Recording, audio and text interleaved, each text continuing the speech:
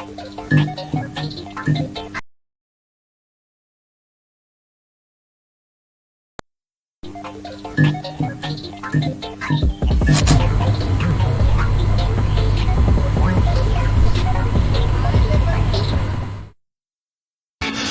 clock keeps ticking like a metronome, and my thoughts keep telling me to get me home, but my balls keep telling me to let me just let me That clock keeps ticking like a metronome, and my thoughts keep telling me to get me home, but my balls keep telling me to let me Fuck all that shit, just let me go.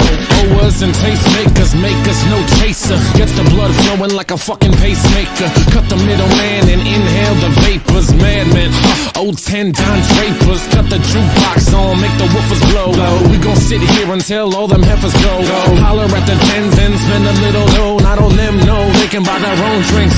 That clock keeps ticking like a metronome, and my thoughts keep telling me to get me home, but my balls keep telling me to let me just let me That clock keeps ticking like a metronome, and my thoughts keep telling me to get me home, but my balls keep telling me to let me fuck all that shit, just let me go.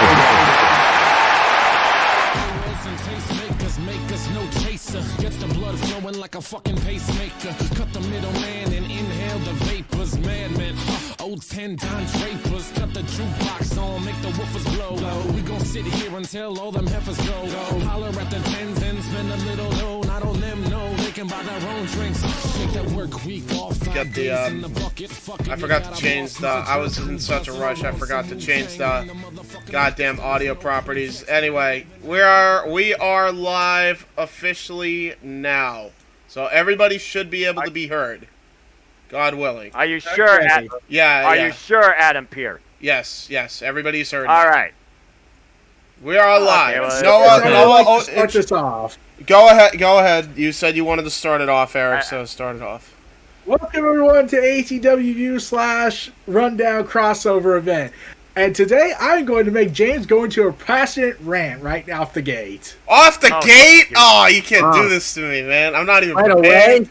Right away? You gotta do this to me right away?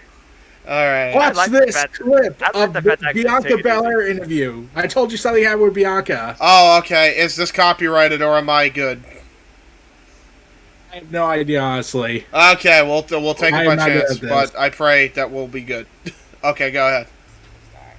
All I gotta say is when I meet athletes, I'm like, put some respect on her name. You know, but it's really cool, like, for when I had the main event with at WrestleMania 37, I was like the first black woman to be able to main event at WrestleMania. Did you notice something she said? Yeah. What? She kept saying, when I had the main event at WrestleMania with yada yada. Oh yeah, because she couldn't. They had mention Sasha. Yep. And I just said you could almost picture that gun being pointed at Bianca's general direction if she was Sasha's name. You know what? You probably expected a rant. Let me just talk to you real quick. I'm not surprised. What company are we talking about again? The WWE. Exactly. The Fed. Exactly. The Fed. Are we surprised that they're gonna be petty about this bullshit? The intro gives me Saved by the Bell Breakfast Club vibes. LOL. Hey, yo, JJ, what's up, bro? Yes. Anyway, can you give us a proper introduction, Noah, if you could? Okay. Because you run both shows pretty much. You're the host of both lately. I'm not sure how I got put into this driver's seat, but I'll do my best.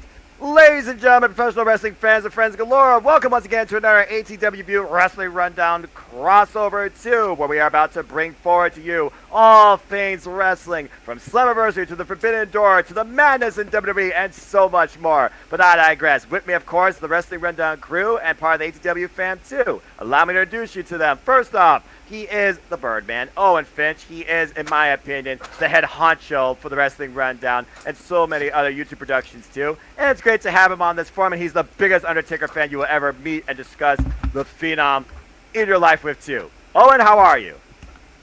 I'm doing well. Looking forward to talking to some wrestling and trying to go to 3 wrestling shows in a week because wrestling's going to be en masse for 3 shows. So I'm trying to go to all of them.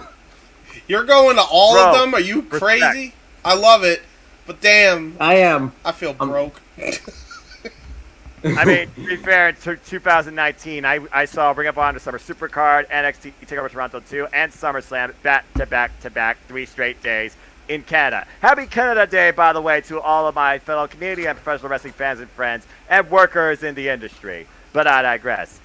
Speaking of which, we talk about all things wrestling. Well, wrestling has its ups, its downs, its cool moments, negative moments too, and also all sorts of news. I bring forward the better of all things news.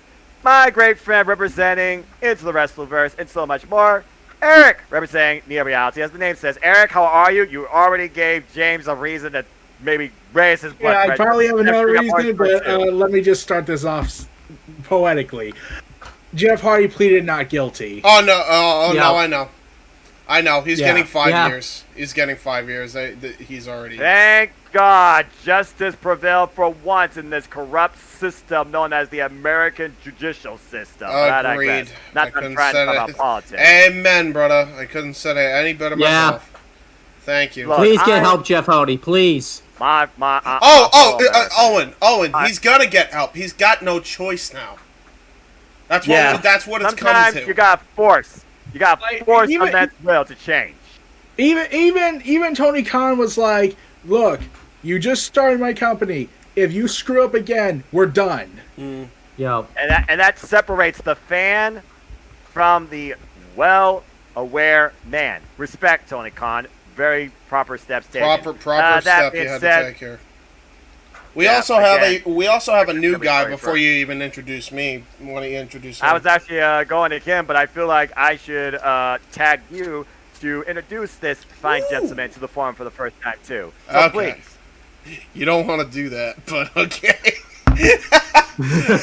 And maybe I should just do it myself because all I know is he's got a wit of charm, a little bit of wit, and I've already engaged with him during AEW Rampage, and it's been an absolute pleasure. Cheers to you, my friend. Welcome to the forum, folks. We simply call him Jack, but I'm sure he'll tell you more about himself too. Jack, welcome to the ATW View, and how are you?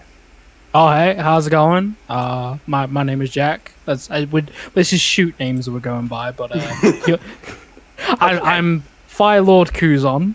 I've been on YouTube for a little bit. Big wrestling fan. I wouldn't say like as much of what's it? I wouldn't go. I don't really go as deep as like a lot of probably as much you guys do. But I'm big Japan guy, big weeb. I see. I've been Well, around you know, James you- for ages, so Yeah. New Japan Pro Wrestling is one of my top 2 fixes of all time, man. So I get that. yeah. And big, Stardom. big Johnny Ace fan. I don't know if you can say that lately with what he's been doing behind the scenes. I'll have you know. Where's the $3 million person that I need in my office He right lost his now? company phone, so he lost his company phone. So I'm pretty sure he's pretty much all No, gone. he did not. I have it actually. Um, I have it actually. I'm happy. Can you hear me now? I'm waiting at the back door. Can you hear me now? Got to move to another company. No, I'm really happy to be here. No, it's cool. I like meeting new people, and it's been a while since I've done. The last time I've ever met like new wrestling fans is probably like 2016, 17, James. Like, the Yeah. last new person I ever like met that was new was probably Hammer is probably right. Grapple Vision. Oh yeah, no Tonka. Yeah. Tonka saw. Yeah. Oh, yeah. Well, I met him before. Yeah. So yeah, Yeah. I'm trying new things here. So Yep. Yeah. Well, that's all you enjoy, can brother. try and do as a fan and as an individual too. And of course, I remember Hammers when me and the gentleman I'm about to introduce once did an edition of my AEW Spark that I now happily gave to Owen to basically reinvent how Tony Khan is basically rebranding, reinventing Ring of Honor. But speaking of Yeah. that, you talk about branding, you talk about reinventing, you talk about creativity. This man does that and so much more. leader, founder, brainchild of Weymouth Youth Wrestling, and so much, including FTW Productions, James Hebert. Hey, yo. James, good to see you once again. How are you, my friend? I'm doing great, man. Very, very fun Rampage tonight. Good hour of wrestling. We just did if you guys want, cheap plug, we actually did a watch-along. So after you're done with this stream, go check out that watch party. I think it was pretty good. I mainly did it as like a test to make sure that things would be smooth sailing as far as streaming would go. Right. Everything went off without a hitch. So if you want to check that out, we had a good time. Kuzon over here was like the life of the party. Everybody was cracking up at his wit. So definitely check that out. I think that was a pretty fun watch party. So give that a watch. Moonlight's really cool too. Yeah, and shout out to Moonlight. Yeah, and shout out to Moonlight Mirage bringing her own charm and insight as a casual, as you put it, to James, to AEW, having the time of her life. I absolutely love hearing and feeling that energy because that's professional wrestling. Damn it! Absolutely. You goddamn right. I digress. Now, real quick, and go ahead. Before you say anything, also shout out to C Troop 19, which by the way, cheap plug, you could also see my Let's Play Button Mashers of NASCAR Thunder 2004 season mode. So if you're interested in it, go check it out. First part's up there now. I'm hoping to do more parts, but I kind of want friends to see me play, so that way Kuzon and I are kind of similar in that I kind of need people to just kind of bounce off of to have a good time. So yeah. If people want... So let me see if I get this straight. You want me to induce rage-inducing madness while you're playing a video game, right? No! That's not what I want. That's not what I asked, Eric. That's for ATW view only. No. That's reverse psychology. So clearly he wants that. No, I don't want you fucking assholes. Every one of you. Every one of you. I run this. No, I'm streaming this. Why you do this? I really appreciate the fact that you all give, like, James grief, because I've been doing this for years. It's hilarious. Finally someone understands my goal. I got some good news for you about Baron Corbin from what he revealed about Vince, what he did to him. Oh, wow, okay. We'll start it off with this, and then we'll go into, like, general wrestling topics, because not just here, but for those who are uneducated, I've been talking about this on Open Mic Night on Jeff's podcast. I've talked about it on the Indie Force. I think I've pretty much talked about it everywhere. I think I even talked about it on Kuzon's stream.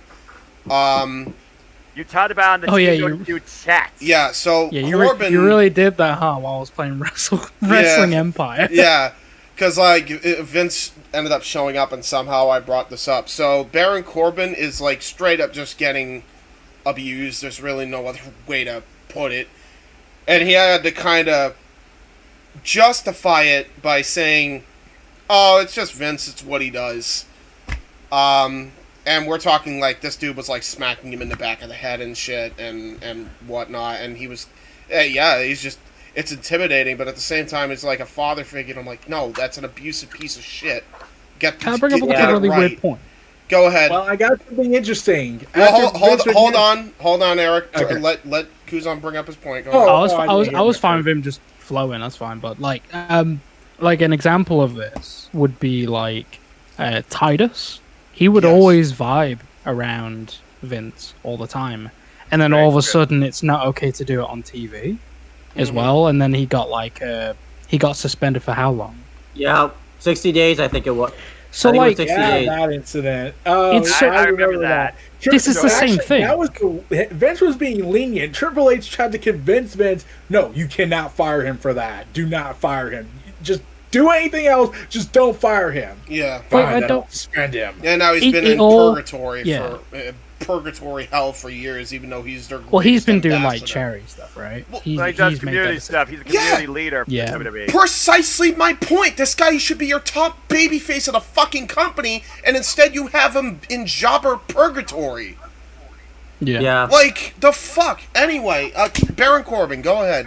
What happened to poor Baron? So after Vince's removal of power, for at least a temporary time, Baron Corbin came out and said, yeah, if Vince wasn't my boss, I would have struck back. He says, I'll kill him. I wonder why. Everything that I've been saying, like, I literally said if I was in his shoes, I would. I don't care if I lose my job the next day. I'm socking him one in the mouth if he ever touches me in a physical capacity. Go fuck yourself, you Yeah, who would? douchebag. Seriously, like you don't do that in a professional environment like that. You just don't. So yeah, I'm not surprised that he's saying stuff like that, especially considering the fact. Keep this in mind too. Baron Corbin could legitimately destroy Vince if he even pushed any further than he did. Do we need to remind people this dude used to be a former fucking amateur, not even amateur, I'm sorry, Golden Gloves boxer. Golden Glove boxer. This dude's legitimate. I've seen this man's like barbecue grill. He's literally putting dead animals straight on this thing. Yeah! And just going, yeah, this is a Saturday night for me. I'm like, he is... Mate, you didn't even like skin that thing. What's wrong with you? It's crazy because if he wasn't my boss, I would have. Why didn't you? You had every justification to. He provoked you. Bad. Like, I'm sorry. Like, here's the problem with Vince, right? And I've said this for years. I can't even believe it. We might as well go right into Hush Money in the Bank just because it flows nicely into it. I mean, yeah, we don't have to go seriously, chronological. You want to start with the crazy shit? Go for it. We'll go right into Hush Money in the Bank in a minute, but you know, shh. By the way, shh. The problem with Vince is and I think Eric is the one who actually brought this up in this exact verbiage. He runs his company like it's a frat boy party, 100% of the time, every time, instead of running it like a businessman taking care of business. You know, and like, that's the truth of the matter. Like, that's the heart of the issue. You're not wrong. You're not wrong. And by the way, look at the, you know, we're talking about calling Money in the Bank Hush Money in the Bank now. Look at that whole situation and that scandal. That's living proof of that. Like, you know, did we not learn anything from the Activision incident? Just saying. God. Yeah. Oh, did you hear what Activision did? I don't know if you mentioned this on your Indie Force podcast. They said, okay, after an internal investigation, we have concluded we have done nothing wrong. Yep. Yeah. We looked at ourselves and went, nah, we're good. Yeah, we're fine. We're okay, man. Everything is fine. Insert flaming background and dog drinking coffee. Yep. Also, as we head into Money in the Bank, I do have an update. John Cena's big return, yeah, it's ruined. Let me guess, injured. Really? How? Yeah. Or Hollywood. You want to know how it's ruined? It's either injured or Hollywood said, nah, mate, you ain't doing that. They said this. Okay, John Cena, we kind of have a plan for you for Hollywood down here, so if you do the Austin Theory match next year at WrestleMania. Nailed it right on the head. Yep. Nailed it right on the head. Hey, that spells a great omen for when The Rock is supposedly coming. Yeah. But as we keep saying, James, he has nothing right now booked all the way through to, sounds like WrestleMania. Hey, listen, same thing with Punk. You and I have the same method with Punk, though, Noah. I'll believe it when I see it. Damn right, because I don't read anything. I watch it, and then I'm like, oh, okay, it actually happened. Go ahead. Zach, and speaking of craziness, Jordan Devlin came out with a tweet, and he went and committed blasphemy. Oh. Do tell. He says Tanahashi couldn't lace his boots. Ooh. That's hilarious. That's hilarious. Can we get this match? I'm sorry. Dude, can he leave? Please. Can he leave that purgatory that is World Wrestling Entertainment and go to Japan and challenge the Ace? Irish Ace versus Japanese Ace? Please. Please, the billing writes itself. James, did you hear about... let's get James going again. Did you hear that they've rebranded Jordan Devlin and he has a new ring name now?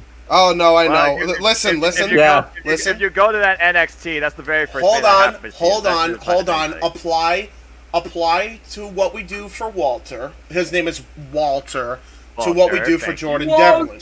We are calling him Jordan Devlin because fuck the other name. That name is fucking dumb. So What's the other name? I actually haven't heard of this. Okay, you what? guys can go ahead and say the name. Let me just take off my headphones. Go ahead. I mean, I don't scream. Isn't it J.D. McGough or something? I don't even know because I'm not. I don't even know. Yeah. Not my NXT. I don't know. It could be worse. I mean, like, at least they knew who he was, as opposed to what happened with Drew Galloway a few years back. So wait, what's the name? What's on it? JD McGaw, isn't it JD? JD. So Jordan Devlin. Yeah. JD, Jordan Devlin. Okay. It's like JD McDonough? Yeah, it's something like that. Is that like an actual like Irish mythology thing? Oh I shit. have no idea. See, that's Yeah, I a don't thing, know. right? It's like these are things that people need to like look into, Which because they don't. like no, like you had to have Finn Balor explain his name, Right. I because do Finn remember. Balor got an comes from these two explanation. names in one, right? Mhm. This is coming from an Englishman talking about Irish mythology. People are gonna hate Yeah. me so much. But like, yeah, I love if it does come from like Irish mythology, then cool.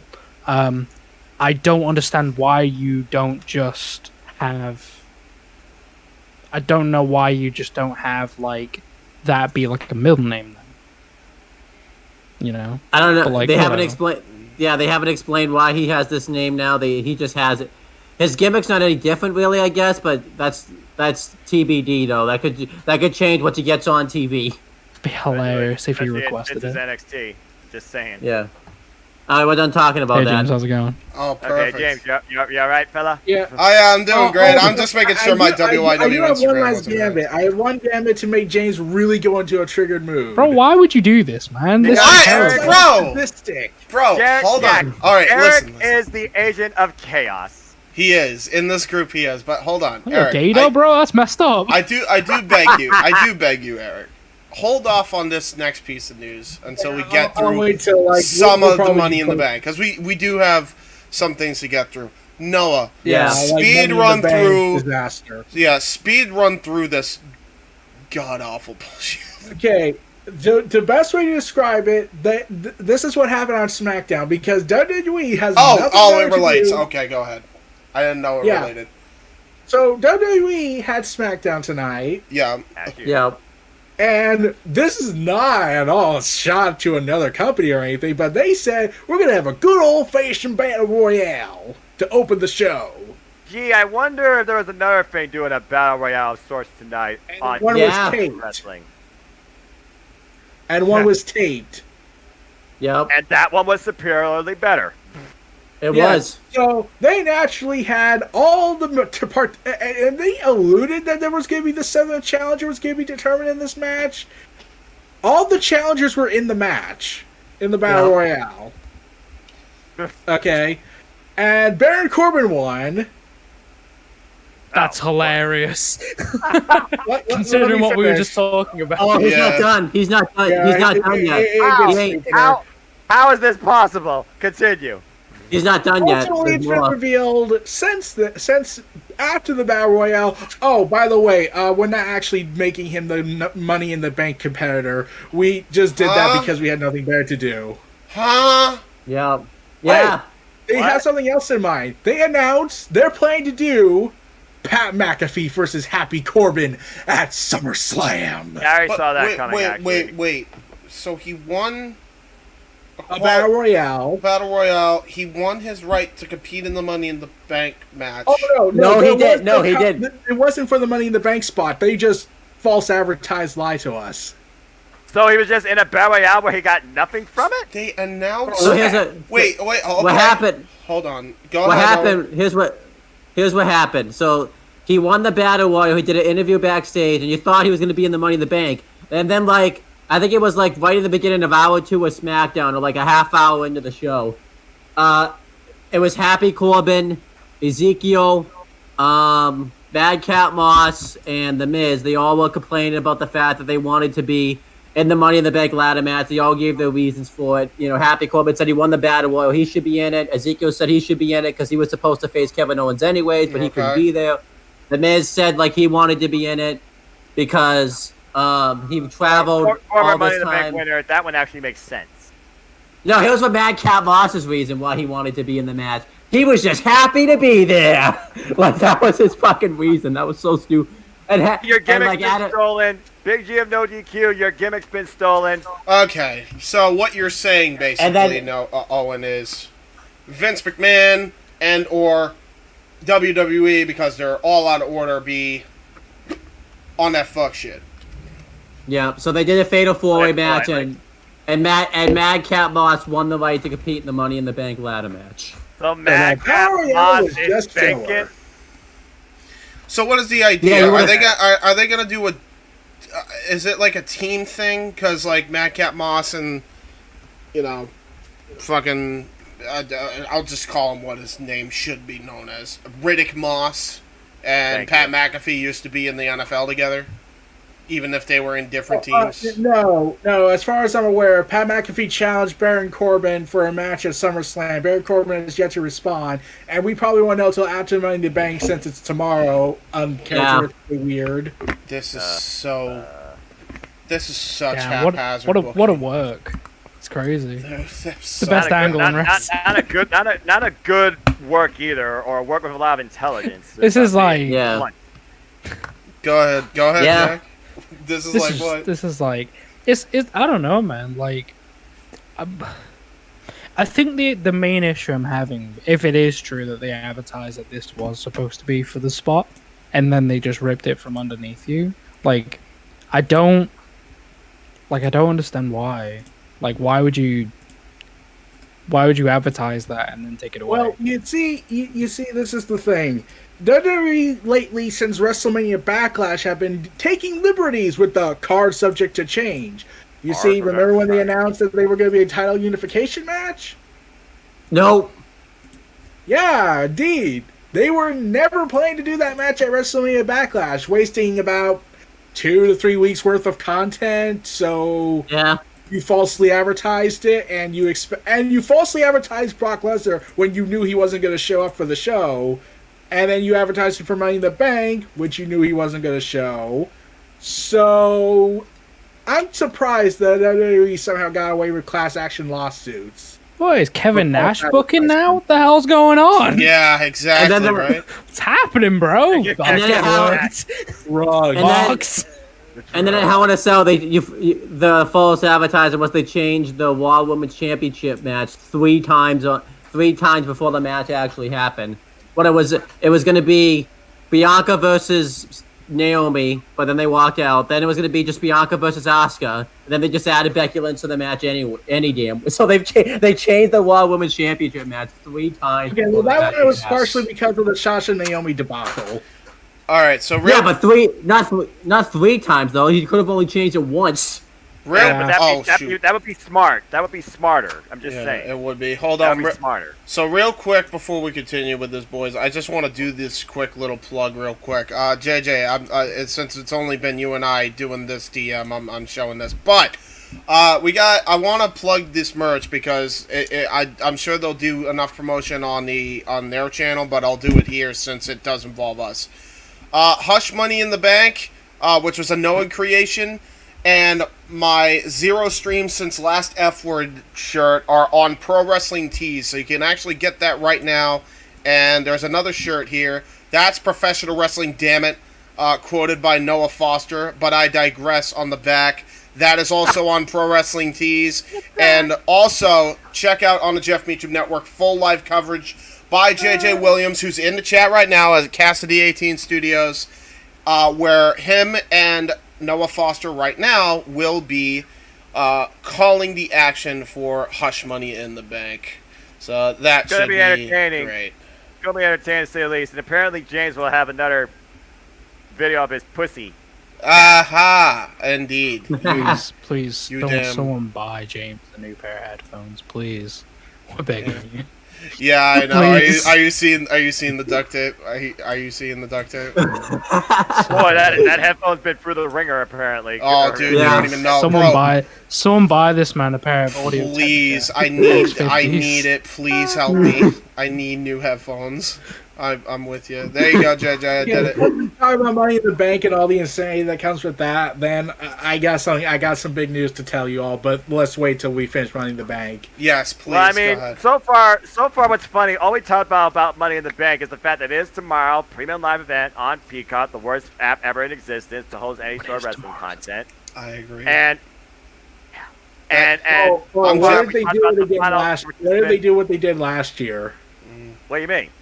Remember when Peacock went broken and haywire? Oh, I don't Oh, have yeah. Peacock. which is great. Here's I've the still got the funny thing about network. that. You Remember how? Okay, guys. I told Noah this. I don't know if I told James this, but for the rest of you, I didn't tell you guys. Remember how the network suddenly started working again and there were no more interruptions? Yeah. I remember this.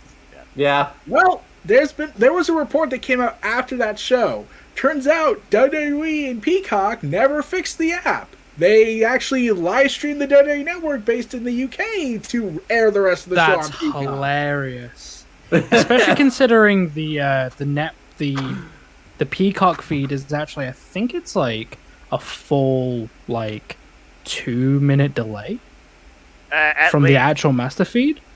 Yeah. Like, this is coming from someone who went to America in March, and I got the wonderful privilege of watching such streaming platforms as HBO and Peacock. I went, I'm never using this ever again. This is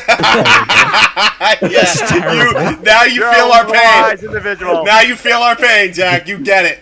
I'm just looking at this. I'm just like, I'm with my long distance partner, and she's like, "Oh, let's watch some TV." I'm like, if this is what our relationship is being based on, I don't know, man. Like, I don't know if I can stick with this. Dude. I didn't rethink my life decisions.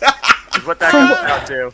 Can I ask a question? Go ahead. Related. Like, how come the UK still has the network?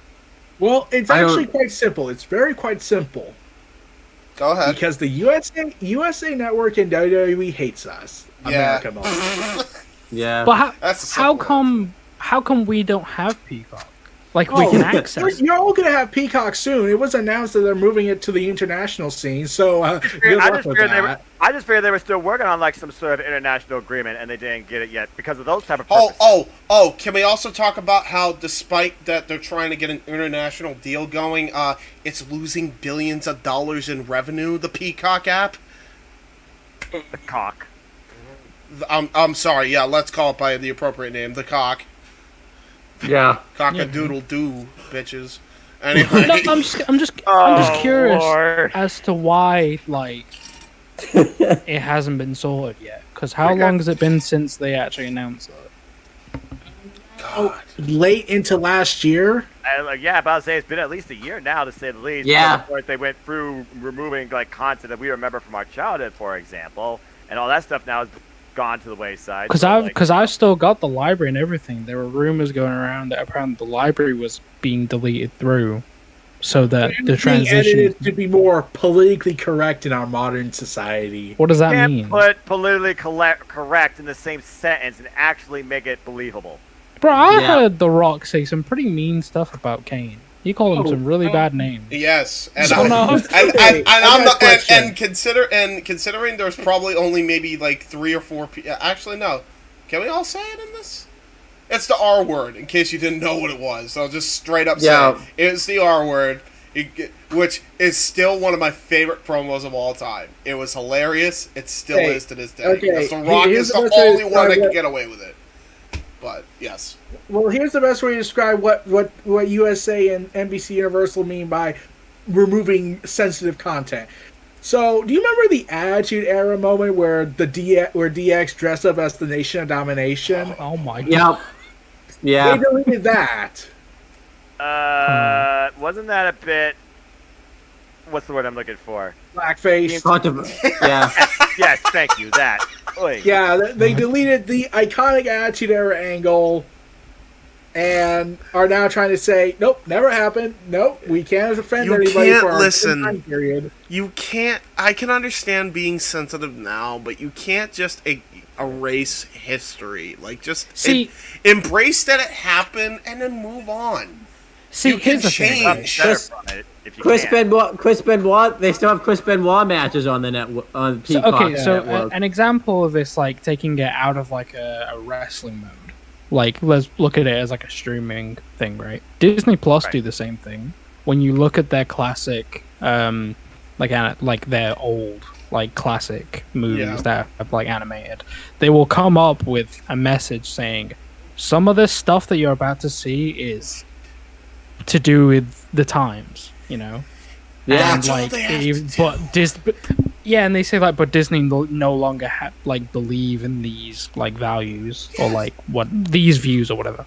That's Like- all. That's all the WWE and Peacock have to do. Even though from WWE, They it's probably a lot do that less. with Chris Benoit. They say this features a person that we don't talk about anymore. Essentially, When do they say that? They just Yeah. don't put his name. no, they don't on say. it. They just give you a warning label saying beware of certain people in this content. Yeah, that depending don't on certain endorse pay-per-view or events something. that were heavily involved with Benoit. I think 20 Huh. they did it.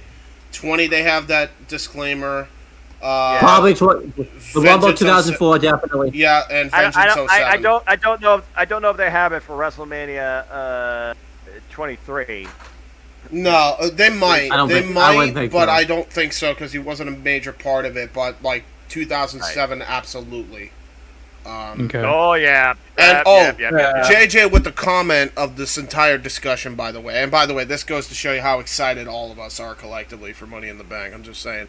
And we haven't even talked about the rest of the card. We've only talked about literally the Money in the Bank match and the person that was added Yeah, to it. those Put that in who- perspective. JJ says those who do not learn history are doomed to repeat it. To repeat it. Yep. Amen. Yeah. Yep. Thank you. Fact. Real quick. Fact. Simple as that. Real quick, as Jerry in the Jerry? Why did I call him? Oh, Jerry, because Jerry Slaughter. I'm getting all my J's confused. James, Jerry, JJ. There's too many J's. JJ in the chat is spitting hard facts in the comment section.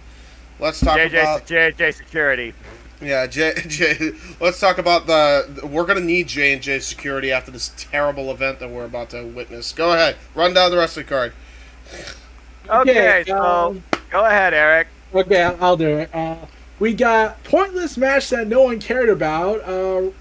Bianca Belair versus Carmella, because that's certainly not going to be a sign of disaster, what happened at SummerSlam. You ain't kidding. Hold on. Ronda Before we Rousey continue, versus Natalia. We don't let's care just about put this that. out there. The money match was supposed to be Bianca Belair versus Rhea Ripley. Rhea right now is suffering from an injury. Yeah. Is it just concussion? Is it more? All I can say is Rhea Ripley, get well soon. Yes. I Yeah. really hope Amen that she to that, recovers yeah. and can continue because she has so much promise still yet in her career. Continue. Agreed. Well, as I was going to say about Bianca Belair versus Carmella, there is rumors that Bayley is set to return soon.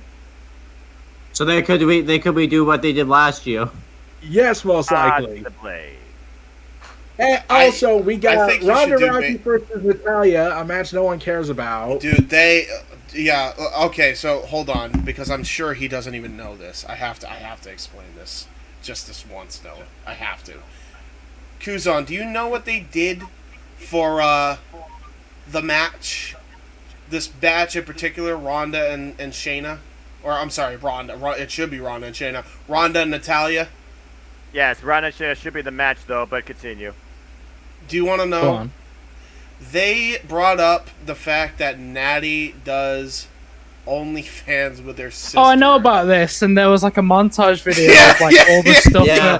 There's Yeah. literally like there's photo shoots of like Ronda Rousey, like not just top naked, but like bottom naked. Yeah! Like you can Yeah. see, you can Yeah. see like Why? what's Bro, it's I don't know, such... you can see that you can see beef curtains. It's not fun. Why would you? No, I think I have Why a would they better make question. that an angle? Let me don't know. ask a better question. To make it How feel was Natalia more fired? personal. You see what happened with Zelina Vega and what happened when she started early. I literally was saying this earlier. I think I literally was yelling this on our freaking No2 Galaxy pen I was doing on my YouTube channel. That the fact they're going against their own principle against third party and using that to hype up or encourage a rivalry ahead of a championship match in WWE. What does I that think it- tell you? I think Yeah. it's Which is funny also that- hypocritical, but I love how we just Yeah. completely glossed over the fact that he just said I know. beef No one Sure, liked me we're saying not that. That's invested in why. It's so Um, good! No, I find it really weird because like, okay, in this generation, I roll. We have like a generation where people being able to like put that content Yeah. out there on the Yep. internet, like celebrities. You know, Yeah. celebrities being able to just put that out there, and you be able to go, yeah, you can just pay for it and just have a good old Gork. I don't know, whatever. But like, yeah. But like, Sorry. the fact yeah. Just Good go old ahead. Gork. Just go ahead. Continue. I don't understand the logic behind shaming that. Yeah, well, Like, not to mention exactly what you said, Kuzon. Like when she's done that as woman well, it's just poor She's development. done that, and she's friends with women who have done like far worse. Paige Van Zandt, Well, like- anyone? Well, Charlotte I don't- Bordeaux. Like- they don't share. Like, she clearly doesn't think that. Right. No. Like, Or and, if she does think that, and it's not even then- worse. By the way, then I'm that's like she's not thinking clearly. Let's just No. put this in perspective. We are not saying those women that do that are bad. I just want to make that very clear. We're not saying it's worse in the context of we think it's worse. You can do whatever the hell you want. I don't care. Yeah, What we're saying is, in her mindset, it's worse, even though she's done the exact same thing as Kuzon said. So yeah, this feud lost all sort Also, of momentum. isn't the gimmick? Yeah.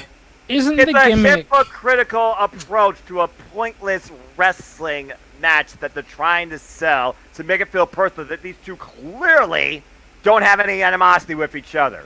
That's the thing, right? But also, isn't the thing that WWE believe is that like Natalia's old, right?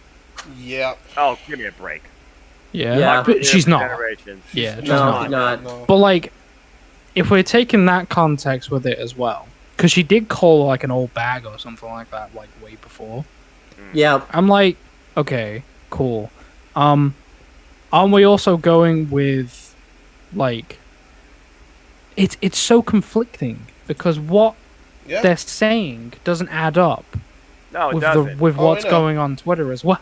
Oh So no, basically, know. again, it's we know. WWE testing, 1, 2, 3, 1, 2, 3, sync, testing people's intelligence and really approaching those that literally they believe have no way to put You the say pieces together testing, or you- unaware. You say testing, I say insulting, but that's the whole other story for a different time. Well, Yeah. the reason I say testing, that would be the WWE's selling on this.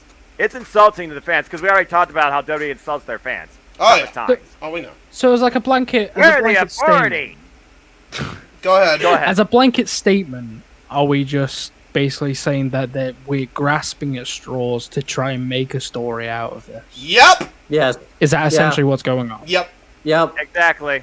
So instead of that, why aren't we working with the storyline of traditional wrestling family member fighting combat sports lady who can both clearly handle themselves?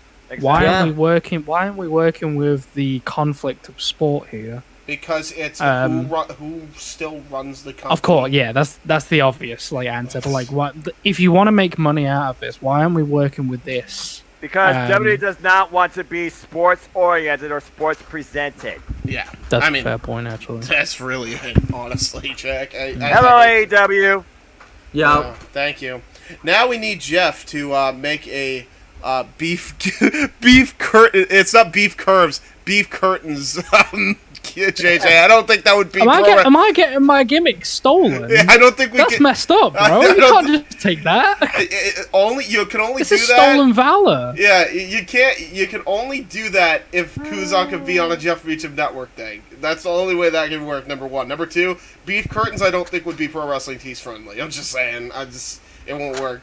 I don't think it's gonna work. It depends on the context of the shirt and how it's interpreted, James. Just saying. How else do you Yeah, interpret it? moving on from all you guys' insanity, we got let's see, what's the other match that no one cares about? Austin Theory versus Bobby Lashley. Oh no, I wonder where that's gonna go. Man, this match should Yeah. be way better on paper than it is, but they made me. They just find a way to like make you not care where they're. Isn't the going. As long- angle built into this a pose off where Lashley got water sprayed in his face? Yeah. Oh, big Scott And they- Steiner and Triple H These angle. vibes, yeah, Yeah. exactly. How many times have they done that over the years, man? Yeah. I've lost count. I gotta be honest, I've lost count. As long as Theory goes over, it's fine. Yeah, I at agree. this point, you want to try and build a new star. The only one they seem to be trying that with at this point is literally Theory. They've been Yeah. doing all right, to be honest. They have. Yeah, I think so. I'll give Yeah. them credit. The gimmick of, especially with how close Vince has been, he's been literally right next Right to him on to the guy. screen. He's like, this is like, he's been like, tough love training him. Exactly. And- Yeah, here's the thing about when Vince's interaction with her, I was like, you know, with all the stories how you've been abusing your workers, and how you are on TV abusing your workers, I'm like, Dynamite. I want a roughhouse on a plane! Yeah! Ride it up and down. I would have the Yeah. I would have the theory Sorry, James. of that as long as they keep going with it and they keep gradually building Theory up, Right. up until he actually gets an opportunity for one of the world titles, then that could work. That could keep working for Theory. You don't really Yeah. need to change anything. Just The Let thing it- also about the Theory approach versus, like, you know, Seth Rollins, for example, when he went for the whole authority thing and had, like, J&J in his corner. Theory right now has kind of been doing everything on his own to a degree. Yeah. as a heel, As a heel, nonetheless. Yeah, true. which is good. I like the fact that they're showing his worth. As long as Vince can stay on camera with him as well, as long as they keep going, or just have some vignettes where he's, you know, slapping him across the face, going, "You need to do better," you know, Yeah. or be like, "I'm proud of you," or whatever. Take another selfie and post it on Instagram with Vince McMahon. Pretty, yeah. As long as they keep that going, they have that interaction. Theory's solid. Mm-hmm. Right. And Yeah. lastly, right now, he's just a guy right now in mid-card hell now, it seems, to Yeah. put What's Theory going over. on with Bobby? Like, I Last don't year- He understand. should, Last it's year- weird because he should be over. Like, I remember watching. Right. I heard the reaction he got when I turned my back on the Almost match on Jeff's stream, but, like, I heard him. Twice. I heard his reaction, Why? and he was, like, over. Twice. Yeah, he Moreover, was. at He was. moreover at Red Crit of Hate versus Backlash.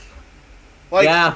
am he I was. wrong in assuming that, Owen? Like, he was over as hell. Like, You're not So wrong. he was, he was really over at WrestleMania, and then he did the feud with MVP, which was kind of like a decently upper main event feud, mostly mid card, and then I don't know what happened. I thought he'd be, in the Money in the Bank.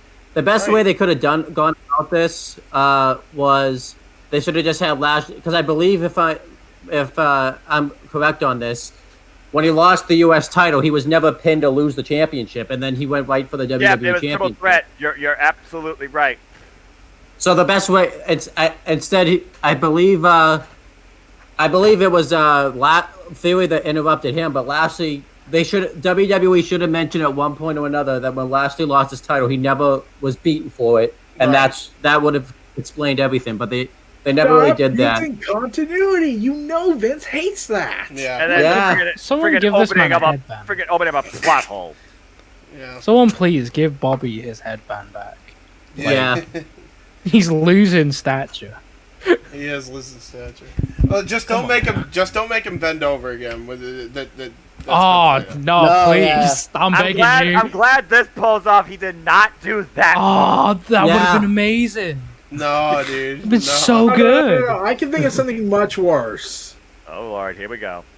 What? The sequel to Lashley's Sisters. Oh, Oh, Oh hell no, dude! I No. want Bobby Lashley to like bend over and slap his ass cheeks again. Come on, oh! that's No. like the best thing. That made so much content for so many people. Like no joke. It is. If you're talking for the meme culture, that's fair. I That forgot is- that you did tell me that John is about the meme culture. Jack, taking over Jack, the not internet John. wrestling community. John. What? John, What? 360. John, Jack, You John. lost all control, everybody. This is. And we But don't I even mean- have Ezekiel on here, or Elias, or Elrod, or Elmira, or freaking Ezra. Dadgummit! Oh, Jesus! I'm glad Ezekiel's not on this card because that storyline has already run its fucking course. Anyway, next match.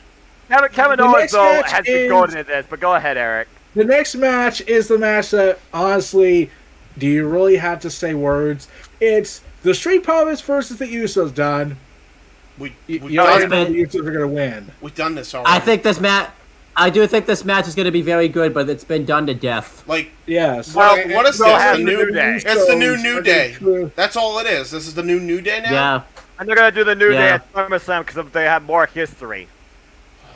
Probably. Let's just put it out there. I The hope you're Usos are joking. never- I bet you I'm not. The Usos are never going to lose the blueberry strawberry straps with the silver dimes because tag team wrestling does not exist at a competitive level in the WWE. Hold on. They got those. Then they gotta get the Hershey bar with the caramel center in the middle. They gotta have all three belts, man. It's gotta happen. They gotta have all three. They gotta have the silver dollar. They gotta have the other silver dollar, and then they gotta have the penny. It's gotta happen. Be The pennies hilarious. were That would be amazing. retired. The pennies were retired and minted into these silver nickels. You know that. Hey, Be hilarious. just do it. Just do it anyway. Go ahead. If they unified the titles and they brought out the women's title Penny design. pedals. If they brought out the women's title design, they just went, yeah, these are the men's titles now. Oh my god. That would destroy the internet. Oh my Yeah, it god. would. The only difference is instead of white leather, they're on black leather. And they did. Yeah. Just to make it even worse, they don't even hide the fact that it's a women's titles. They just duct tape the word woman and then put man on it. Oh, God. Man's World That'd Tag be Team awesome. titles, Big, or no, big Global Force Wrestling sticker. all over it. Jeff Jarrett back at it again. FCW. Wait, this is the SCW prop. I recognize these. Yeah. Brian Sesame, the first one to point that out. Uh, Oh, good lord. Usos win. This is obvious anyway. Next match. There's only two matches That left. is the Money in the Bank women's match for Oh, Lacey boy. Evans, Alexa Bliss, Liv Morgan, Raquel Rodriguez, aka Raquel Gonzalez, Thank you. Asuka, Shotzi Blackheart, and Becky Lynch. There's only like one woman that could win that match, and that's Liv It's Morgan. Becky. Yeah, everyone's been rooting for Liv Morgan. Even the wrestlers are like, can we just give it to Liv Morgan? Well, I Yeah. mean, let's put it in perspective. How many people were rooting for Nikki ASH last year? Yeah. How many people were rooting for Shotzi Blackheart last year as well? Yeah, They fucked both of them over. yeah. Nikki That'll be still no got the different. cake. Honestly, just having a freaking female that's won it already win the Money in the Bank. Have Becky Lynch win it. Who cares? Who gives a shit? Does anyone honestly give a shit at this point anymore? The only way the Money in the Bank could be relevant to me, and this is just my perspective, Becky cashes in on Ronda. Yeah. Seriously, you might I don't see any other way you could do it anyway. Because we know they don't like building stars, so why even bother attempting that you're trying? Because clearly it's fucking forced. I would love to see someone who hasn't won the briefcase yet, Like Liv. and then have them lose it in a singles match. Well, it's That's funny. that's happened. That's happened. But That's happened. not Owen. Not in for the the women's women's. gets. The women are. Oh, yeah. 100%. Listen, they want to be treated on equal. They want to be treated on equal footing as the men, right? Oh God. Here we They go. do, right? Then fuck that. It's already been done I before. guess. It's already been done before. I don't want to see it again. Give me something fucking fresh, especially for the women, for crying out loud. Like, you're fucking not giving them anything. You've already said fuck it to the tag team straps. We haven't heard from them in months. And they canceled the tournament. They canceled the tournament. Yeah. Then you're just like... But it's like, we know you're not going to care because you like to stick it to frickin' Sasha. So why am I even going to bother investing my time?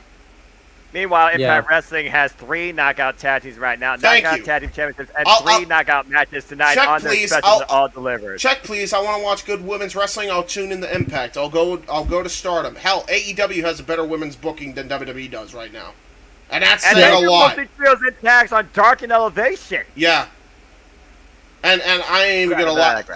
The only bad thing about the women's division right now is Marina Shafir. Like, you can name about 50 in WWE's division. Fuck. And NWA for that matter, NWA's women's division is Yeah. also stacked with tag teams. That's the only They good got thing tag that champs company there, too. has. Yeah. But This still, company, that's something. This company is a mess. Isn't MLW also starting their own women's division? Yeah, They they already did. did. Yeah, with with Taya Valkyrie as Valkyrie. their champion.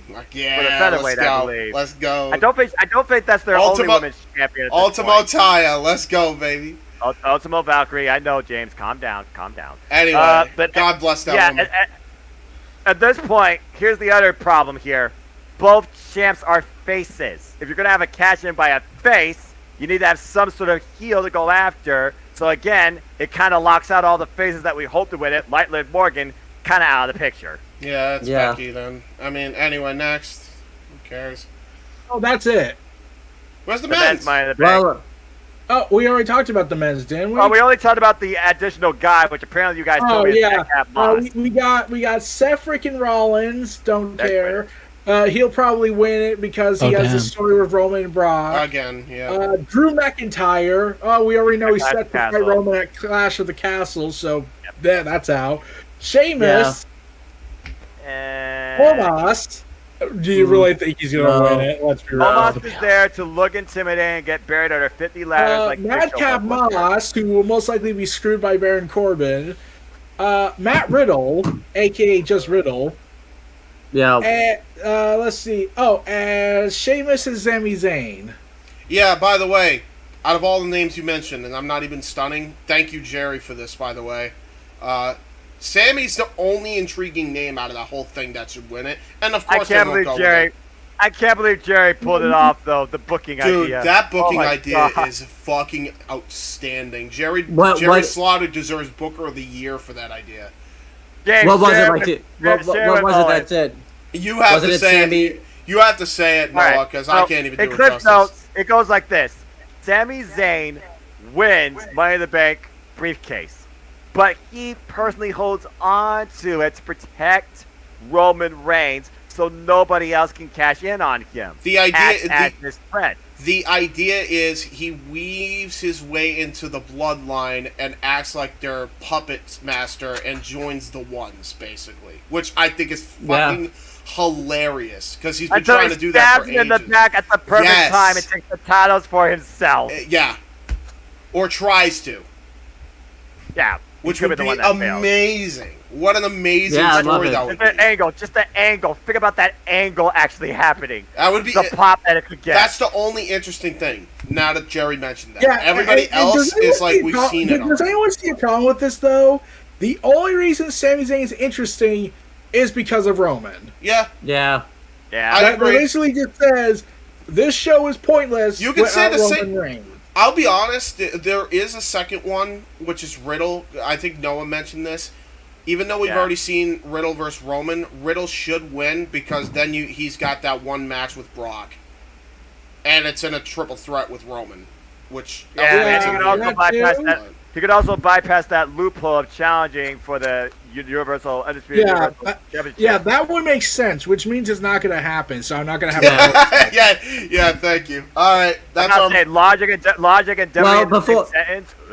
Go ahead, Owen. Well, before we move on, I will give because I didn't really get to give much of my predictions because I think we all were talking. I'll just give my just I'll rapid go fire through. him. Rapid fire him. Yeah, go ahead. man. So, Theory retains the U.S. belt against Lashley and Agree. faces whoever he's going to face at SummerSlam. I thought he'd be seeing it, but I guess that's not happening now. AJ Styles.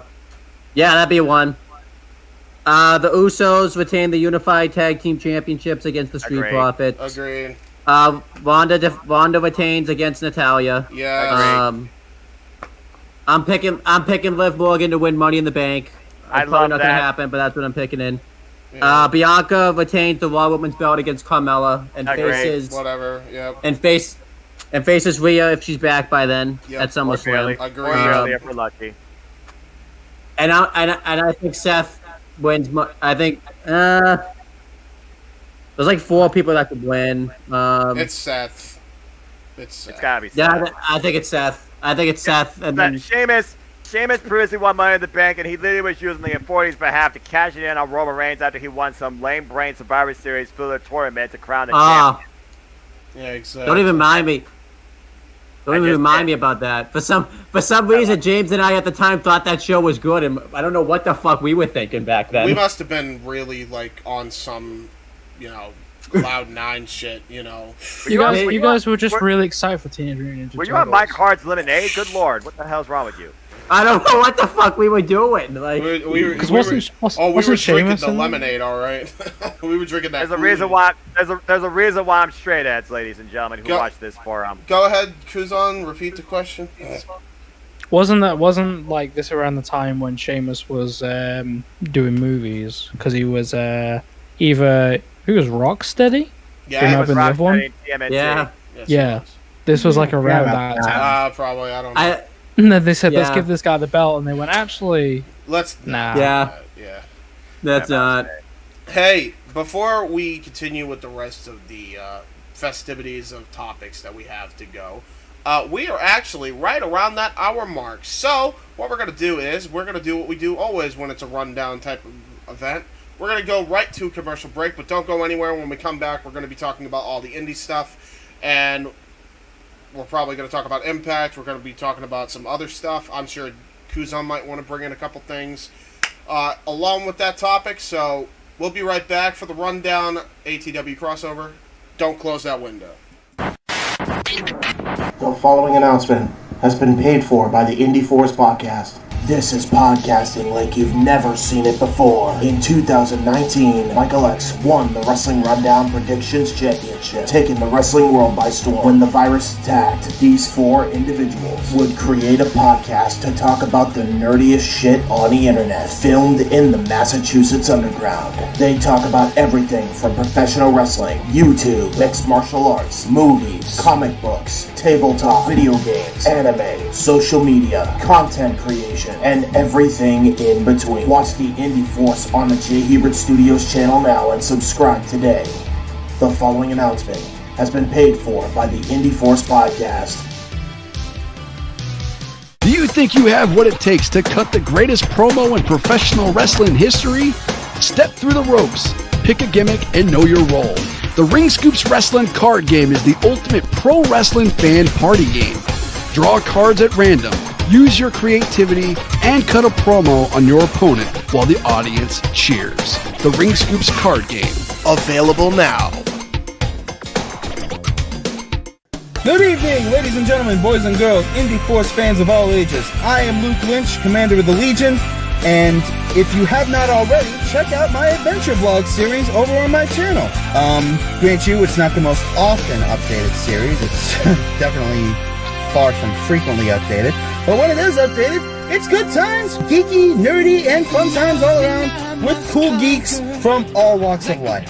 For example, YouTubers, content creators, Twitch streamers, you name it, I've got it, all on The Adventures of Luke Lynch, which you can find on my channel. Subscribe, like, comment, watch, share, do the whole thing under the umbrella of For the Win Productions. Future James, take it away with that outro.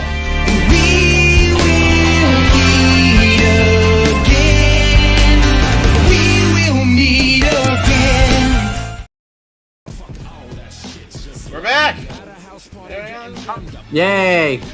So we started talking about the WWE. Now we're going to talk about other Fanes Wrestling, because again, we talk about all Fanes Wrestling, and June has definitely gave us a lot as we're now in July. But go ahead. And thus we have the perfect way to start this off. Go ahead. Then Eric, why don't you go ahead and change the theme, and then we'll start talking with Slammiversary following that. Go ahead. What's on your mind? Game Changer Wrestling shot themselves in the foot. Oh, hold on to the Slammiversary thing. What did they do that was stupid this time? Oh, no. Oh, you want to know? Oh, yeah. Oh, no. I don't know. They decide, okay, we're going to have a death match, okay? Standard stuff. And we're going to get light tubes, and we're going to stab each other and shank each other and then stab into the head while the guy's bleeding internally. Oh my gosh. What company is this? Game Changer Game Changer Wrestling, Wrestling, GCW, the one that Moxley is in. And that Matt Cardona was leading the charge at one point. Okay, Eric, you might know the reason why this happened. Why did Cardona get his shoulder injury? Because I haven't been able to watch it because I can't stomach through a GCW. You don't know what happened. He got a torn tricep during Downward Spiral. I don't think it was ever said how he got it. It was just during the match. Yeah, they were in a downward spiral, all right. Yeah, and yeah, he just announced it after the whole thing. He did say during the show, "I beat you with a torn tricep." But as for this new situation where shanking someone with goddamn lights, let me just best way to describe this: he had to go to the hospital. Yeah, and you know, it's fucking stupid. Yeah, no, what this company does. This company is stupid. James and I were talking about this the other night. I have not watched, I don't think, a show. The multi-man ladder match on that show, it was the most unsafe. GCW, it was the most... the World on GCW, where they misspelled World because they wanted to be edgy and cool.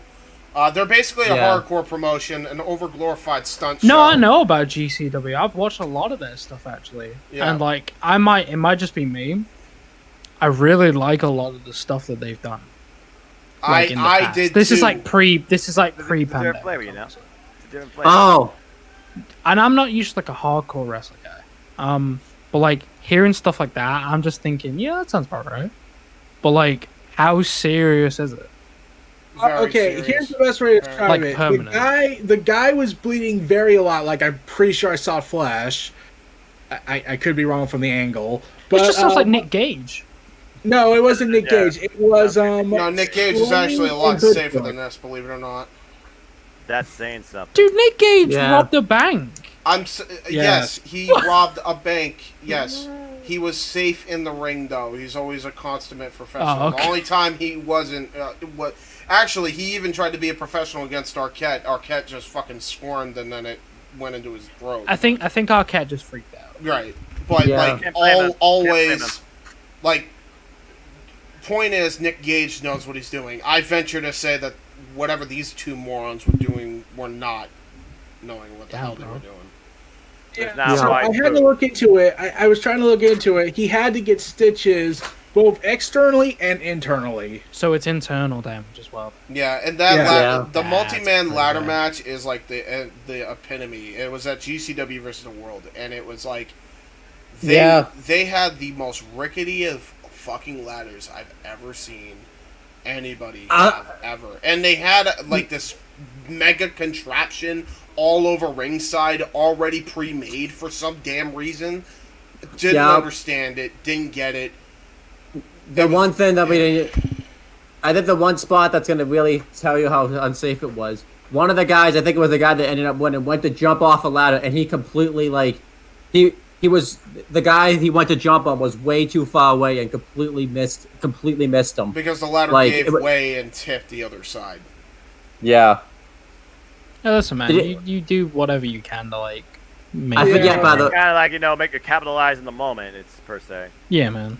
Now, James, I forget too. Did the guy end up doing the spot again, or did they just say fuck it and not even do it? He said fuck it. Yeah. I wouldn't try that again. I don't want to kill myself. Yeah. Ain't worth it for when fucking $30 a pop for a show.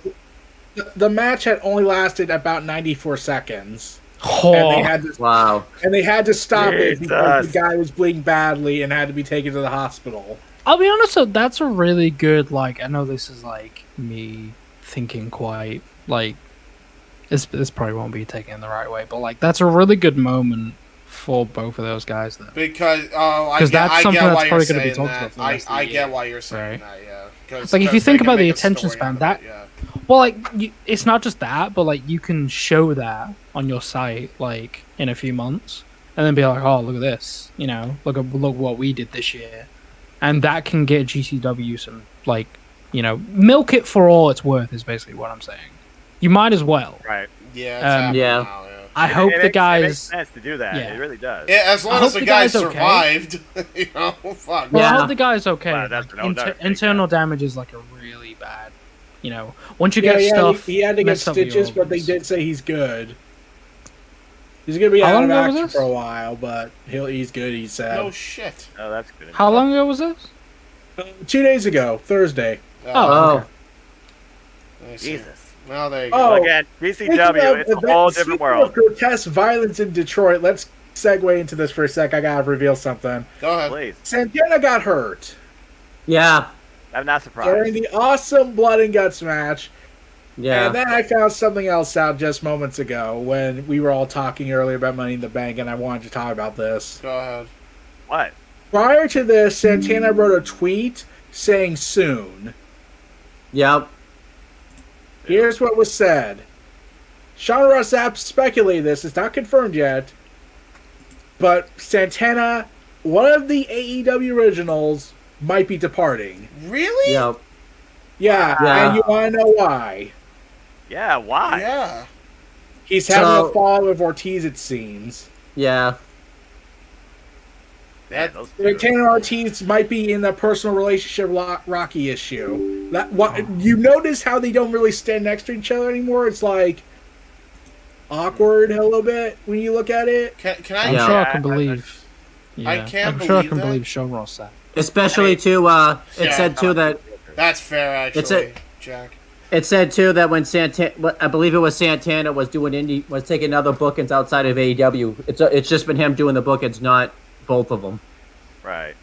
Standing out So- on his own, Can per I? se, Can I? for Can I a- just throw something out there though? Yeah. And I do have to say this because I actually do believe that this is the thing, and here's the only reason why I'm saying this. Santana's doing this to himself. No, I'm not capping. Like, do we need to remind ourselves that this guy was also among the list of guys who was arrested for a DUI at one point? And not only a DUI at one point, but also getting into a fight in a bar and having a domestic call on him. To the point where he was gone for like a few months. He actually served jail time while in AEW. If you remember that. He was in the Slammer for like 5 days. So, Yeah. something tells me he's got a lot of problems, and he's not allowing people to help him, even though he's got probably two of his best friends that could possibly help him, and he's not taking the help that's there. Again, you can only try and force a person before literally you have to, force their hand when literally they have no other choice. Yeah. Well, I hope that's not the case for Santana, because that guy's too fucking talented to be doing this to himself. I think He is apparently injured. It's very serious, along with Adam Cole, baby. Well, we all know Yeah. Adam Cole. He was wrestling with injury, and we talked about the whole situation with injuries and our approach and mentality we'll to it on get the to last that. show you. We'll get to So- that. We'll get to that. Yeah, we It's will. nice to bring that up again. We definitely But can. Slammiversary first, because I do. Yeah, want let's go ahead and take a sub tangent. We talked a little bit about news, talked a little bit about bad shit. Let's talk about some really great stuff. That was an homage to 20 years of this company that you thought wouldn't even make it to this point, but they did, and they're thriving, I feel, at a better degree with the roster that they have. Yeah. And they celebrated with them and the greats of the past at Slammiversary. Of course, emanating from the Nashville Fairgrounds. They brought back, and again, it was all the hits and even the what the hell and holy shit. We had a reverse battle royale where you had David Young back again. What the hell?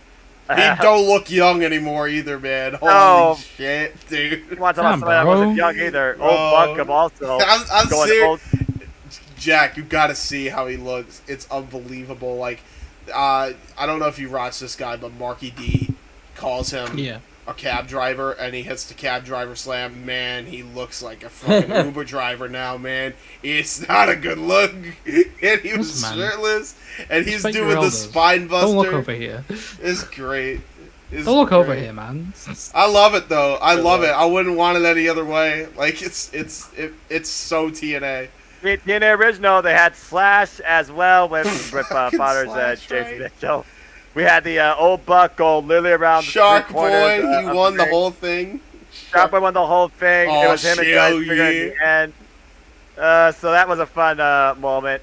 We had the Digital Media Championship on the line between Rich Swann and Brian Myers. Where That Rich was cool. Swann, That was a won. good match. The Ultimate X match where Jack Evans made his Impact, I think, return. I don't recall whether or not he was in Impact Wrestling. No, before. he remember. I don't think he was. taken out. He was taken out of that match because of injury. So Andrew Everett had to replace him.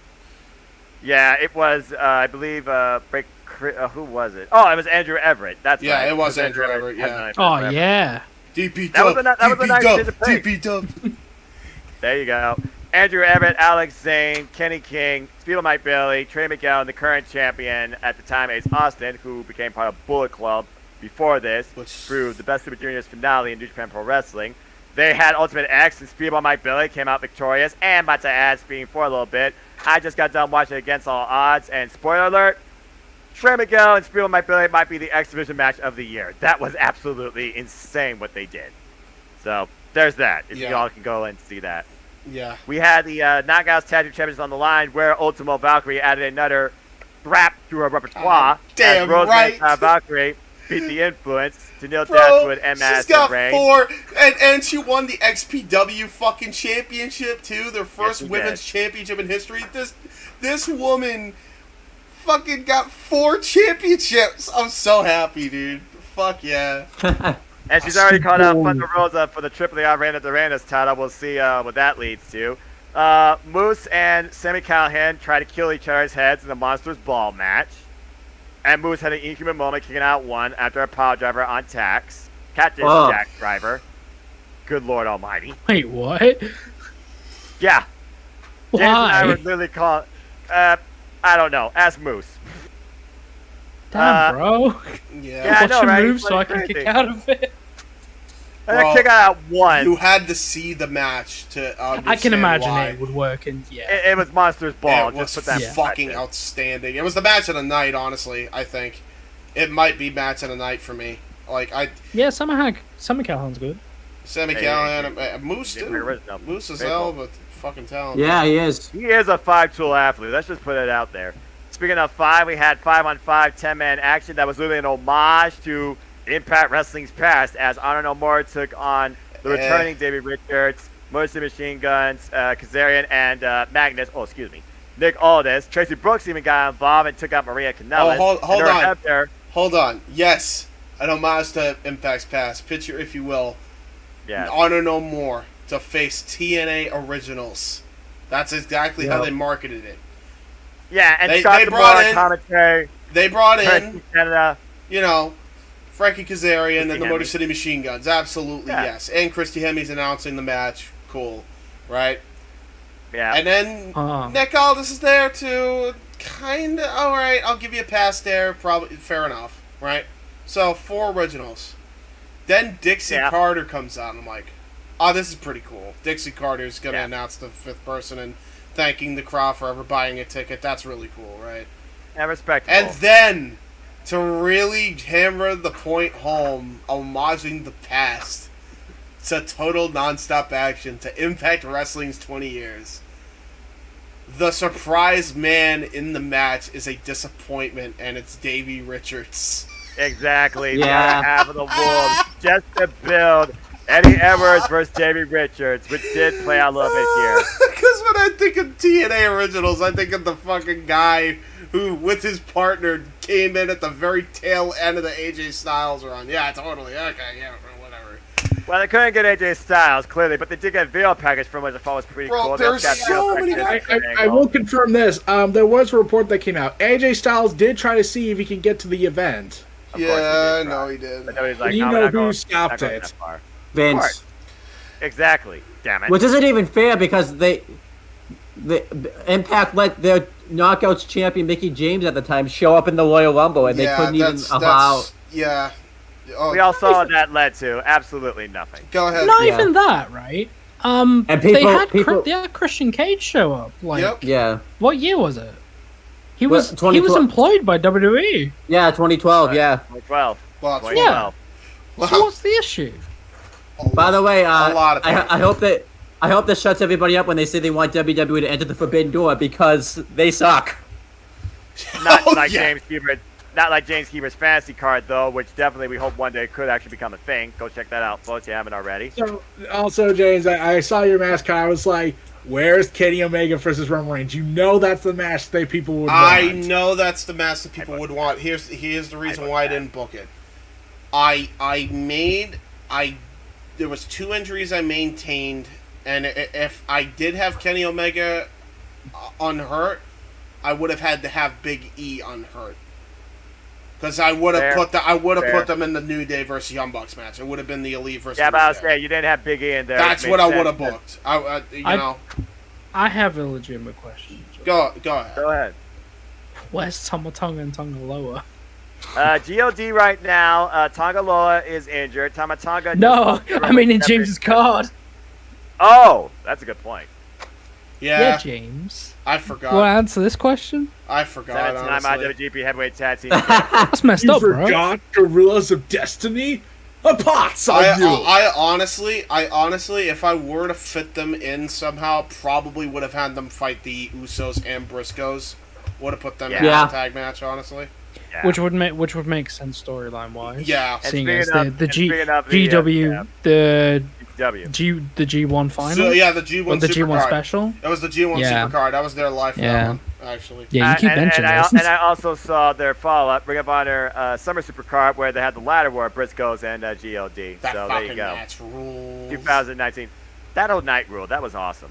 Mhm. Speaking of Briscoes, them boys defended the Impact World Tag Team Championships against the Good Brothers, who won them. Great game bout. And then afterwards, America's Most Wanted returned to Impact Wrestling and basically celebrated the fact that there's two things those men can all share: fighting and drinking. Chris Harris got the Braden Walker weight off. Holy shit. Yeah.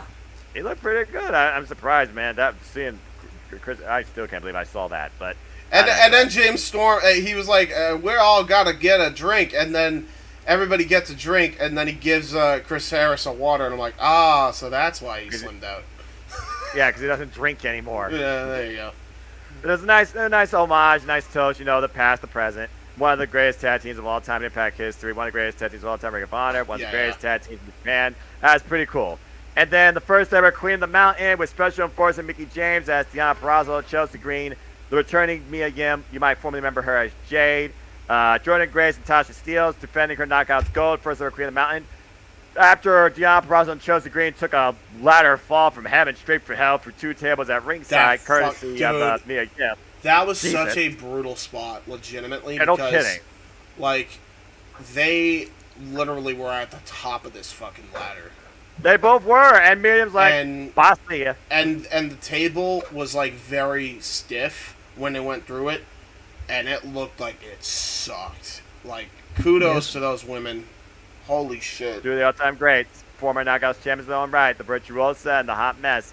I love this tag team, VXT, as we'll talk about it against all odds. They did win tonight against Mickie James and Mia Yim. Good Knockouts match.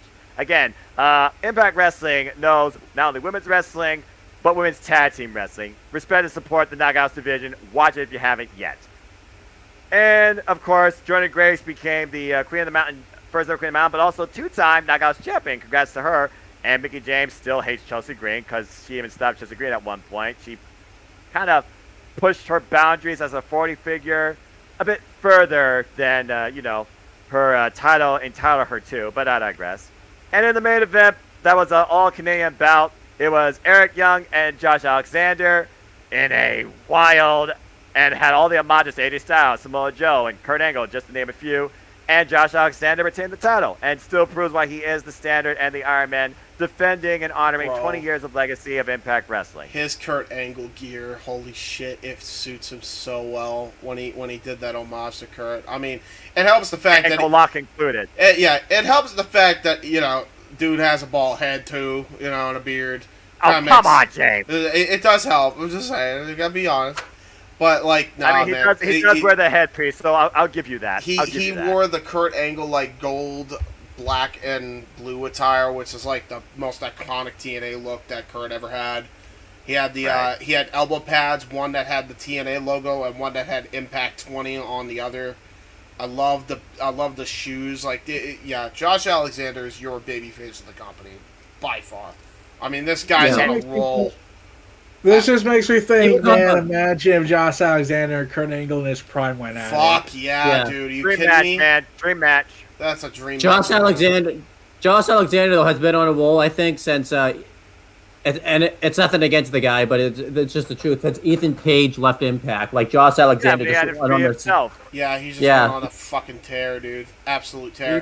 He first teared through the X Division. Now he's the world champion. Yeah. I still wish the only shameful thing I still wish we still could have gotten him versus Kenny Omega Bound for Glory last year. Instead, that would have ruled. Yeah. I am glad though that the match that I never thought I'd like, the former Steve Cutler, who's also been tearing through people left, right, and center. Yeah. Steve Macklin is the match I want to see. I want to see Steve Macklin versus Josh Alexander. The Cold Skull of Impact versus the Walking Weapon. It's gotta be. You know, Impact always gets shit for signing WWE rejects like that, but without Impact, we wouldn't even get to see. How do you have Steve Cutler, who could do all the stuff that he did in an Impact ring, and then not find something for that guy to do? Yeah. That infuriates me. There's a perfectly logical explanation. It's Vince. Okay. No, not Vince. Surprisingly, partially it wasn't his fault. Well, it was Jackson Ryker. Pritchard? I mean, yes. No, Jackson it was Ryker. Gunner's fault. No, I can't even say that because they took him. People forgot by SummerSlam time. You could have brought them back. You could have. Their name was literally the Forgotten Sons. Yeah. Gone and forgotten. Just saying. Yeah. Somehow Jackson Ryker stays employed. But I already know what Josh Alexander's going to do next for his big title defenses. Well, considering that he just overcame the anomaly that was Joe Doring that truly tested his will and merit and strength. Good grief. What is next? I already told you and James this on ATW View a while back. He's going to fight Jacob Fatu at Ric Flair's last match event. Oh, yeah, that's true. That event is the most hilarious thing ever. So funny. Go ahead. You want to let the floor No, be just Kuzon's the for price real. of it and just what the vibe is going, just looking at it before it's even happened. And more so, they're trying to sell the undercard versus the fact that Ric Flair's there. It's really That's kind funny. of our interest. It's just, I'm like, what, Rick? Are you off your head again? Yes. What's wrong with you, The man? answer Go is- home. the Been off his answer head is for yes. a while. Go home, man. Bro. I'm not even angry. Like, I can't get... It's can't. really funny. Oh, I can't... I'm- How old is this thing? It's depressing and sad to a degree, too, though. Yeah, I know and what here's his... the I thing know about what the his, like, show. argument would be, right? I found His argument... some... sorry. No, Sorry. I'm just saying, like, his argument would be like, yeah, but who wrestled in North Korea and survived? You know? The most valuable wrestler in the world. A survived relic of North Korea, you know? That's putting it politely. You know? Yeah. Go ahead, Yeah, Eric. But you're not wrong. And here's the thing. New Japan's getting involved in this. Oh, come on. Yeah, Wait, they're what? bringing in Clark Connors, the guy who had an awesome showcase at Forbidden Door, to fight some other wrestler from New Japan. Yeah, I I forget can't who it pronounce his is. name, Yeah. so I'm not going to try. And we're reuniting Killer Cross and Scarlett to fight Davey Boy Smith Why? for Ric Flair's death sentence. Oh, Again, no. just Dave telling Boy you Smith. on the event. You watch for this, Hey. and then if you want to hold out for Flair, there you go. Hey, I can't wait to see all these matches on Facebook video when they post them. Yeah, immediately. also, Probably by Jordan Grace is bootleg, gonna be there. because you cannot pay me to see this fucking pay-per-view live, ever. I'm watching it. Yeah, I'm man. watching this on WatchWrestling.LA. That's where I'm watching it. I don't mind you. You're exposing the internet. I'm exposing the internet. Honestly, Here's the no. other thing. Honestly, though, no. Let it be promoted. Let it be promoted like that. Seriously. I don't even care. Hey, Like, look, it's, if it does well, more power to them. yeah, but well, it's not gonna I'm happen. sorry. I can't say that. I legitimately The only can't say that. the only thing this show doesn't have behind is an NFT. Seriously, like, I can't Yeah. say that Flair deserves this, because he doesn't, for multiple different reasons. But Right. if for no other reason that this dude is so fucking greedy and selfish. Like, holy shit. Your time is fucking done. Yeah. Be a fucking parent for once, you old fuck. Sorry. That's the truth of the matter. If I'm gonna say it Here's about the Jeff, I'm thing. gonna say it about Flair. I understand. And here's the thing. Also, Jordan Grace will be defending the Knockouts title against Deanna Peraza and Rachel Ellering. at the show. Come on. Ring, I remember that. Yeah. And here's the thing, James, did I tell you this? Ric Flair wasn't the one that came up with this idea for a final match. Who? Of course. Who did? Ric Flair. Ric Flair didn't come up with with the show. He didn't come up with it. He didn't even think about the idea of coming back. I believe that. I actually did. You want to know who did? Who? And this is where you'll direct your rage. Hey, Rick, this is Conrad Thompson. You want to do another match? Oh, Yes. Conrad Thompson, Okay. yeah. Conrad Thompson. I'm So bullshit he has now. guaranteed Ric Flair's death. I hate him. No, I actually hate him now. You hate? Did you hate him before? No, not before. But man, this is really, really piss poor judgment, Conrad. I'm sorry. Talk about really trying Wow. to sell StarCast. Like, dude, you're telling me this dude was willing? He was already not thinking about it, and then you had to put the thought in his head. You stupid. Yeah, yeah. He dangled the golden carrot. Yeah, and all because he's a money mark that got Jim Crockett Promotions now. It's the only reason. Yeah. Seen how ugly this belt now is? he has all these big matches that I would have loved to see on any other show. Like, I would love Jacob Fatu versus Josh Alexander. That's a show-stealing main event match. That's even right Impact there. Wrestling on a monthly special to really bring a crossover with MLW and Impact Wrestling. Yep. But no, we're just going to put it on the show that will be overshadowed if Ric Flair does something stupid, which he will no doubt do. But if his life is on the line, then it's going to be worse. And we can all thank Conrad Thompson for giving the idea to Flair to, like, hey, Ric Flair, you want to come back to wrestle one more time? Yeah. Yes. Okay. I'm good with ever supporting Conrad Thompson again. Well, I will say this. Thank you, Scott For a D'Amore. while, Gail, anyway. Thank you, Scott D'Amore, Gail Kim, and Impact Wrestling, bringing a positive vibe. For 20 years of Impact Wrestling, I look forward towards what's next. You're off to a great start with an incredible Against All Odds show. James, again, if you can't find nothing else to try and find the show your own way, find Trey Miguel versus Speedball Mike Bill. Well, keep in mind, I'm not recommending that you bootleg any other event. I'm really not. I know you're not. This event, no. I'm never going to be for this event making money. I'm sorry. And I know that sounds very harsh, but it's also the God's honest way to talk about this. This never, ever should have ever been conceived. Period. Yeah. It never should have happened. I honestly find it tragic that people who know Ric Flair was on death's door would be like, yeah, I want to pay money to see the guy that has a pacemaker who thinks he can just pop it back into place and has half a stomach. Yeah. No, let's go watch this potentially life-threatening match. And then they sell out. And then all of a sudden, Conrad Thompson's like, we gotta do bigger. 9,000 people now. Yeah. Yeah. But anyway, Slammiversary was absolutely incredible. Fuck that event. Slammiversary was absolutely incredible, and I honestly have no complaints, and I look forward towards Impact Wrestling's future. James, Owen, any of y'all have thoughts regarding Slammiversary and what they did with it? Did you check out any of it? Well, he didn't. I haven't seen it. He hasn't seen it. I haven't.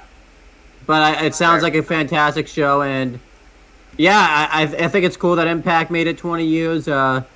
There was points, I think, when James and I were talking about it, definitely back in 2015 when Impact lost the TV deal with Destination America. We thought they were done then, but I'm glad that Impact's still sticking around, and their product, is way better. Fantastic. Like, yeah. Like you really reached the bottom of the barrel in 2010, so you can only go up from there. Immortal. If you can get, But but no, their product's great when you tune in. Even if they have something that's bad, it's like not even like offensive. It's just kind of like it's just bad. So, it's comedic bad, and the person that you relate to that is Johnny Swinger. Yeah. That I grad. Go away, Heat. Still. Congrats to Slammiversary. Congrats to Impact Wrestling, and again, Against All Odds. What an incredible follow-up. Tasha Steelz, you proved a lot while you were champion, even though you failed to win the title. Oh wait, hold on. Kuzon said he had something to say. I want him to... Go ahead, bro. Oh, I was just gonna say I hope they keep it going because now they finally got the groove. For someone who's like watched TNA, NWA TNA, Impact, GFW, you know, like I remember that crossover. Now looking at like Impact Wrestling as it is, I know this is like obviously it's an anniversary, it's a history event, but they really have their own identity now. Yep. Like they have their own way of just being like, no more of this, you know. No. This is Impact. And it's a good look. And the presentation's nice as well. I like the intimate arena. I like how the fans are so passionate about the product. Oh man, that's so much. Yeah, I enjoy watching guys that I know go into Impact and people just being really happy seeing new guys come in and interacting with their old guys. I think it's really a big... It shows that finally they have the groove back. Really. Yeah. And they, again, going into a new identity of just being Impact Wrestling. I hope they do well. I agree. One thing I will say about Impact is that I do love how much they decided, you know what? This is professional wrestling. Let's be real. It's insane. It's wacky. Let's just embrace the madness. Ain't that right? Who shot Bravo? You dodged that trope. Yeah, true. Yeah, but that, to be fair, that was like one of those pandemic type things where everyone was trying to do different approach. It just kind of made me feel like it's kind of amazing. Like AEW and WWE take their story stuff seriously in their own way. Real quick, just because I feel really bad because I've been discussing it with you and it's been great talking to you guys about wrestling or whatever. JJ, like ages ago, said I give a shit, James, in reference to the Money in the Bank event. I'm sure you do, and I agree. I would have actually shown that comment without hesitation, JJ. I did not block your comment. It automatically blocked it because it said the S word for whatever reason. So that was not on me. I didn't see it until now, so I just posted it because it auto blocked.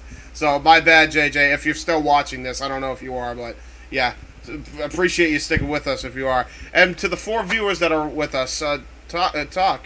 You know, give us some comments and feedback. Anyway. Yeah.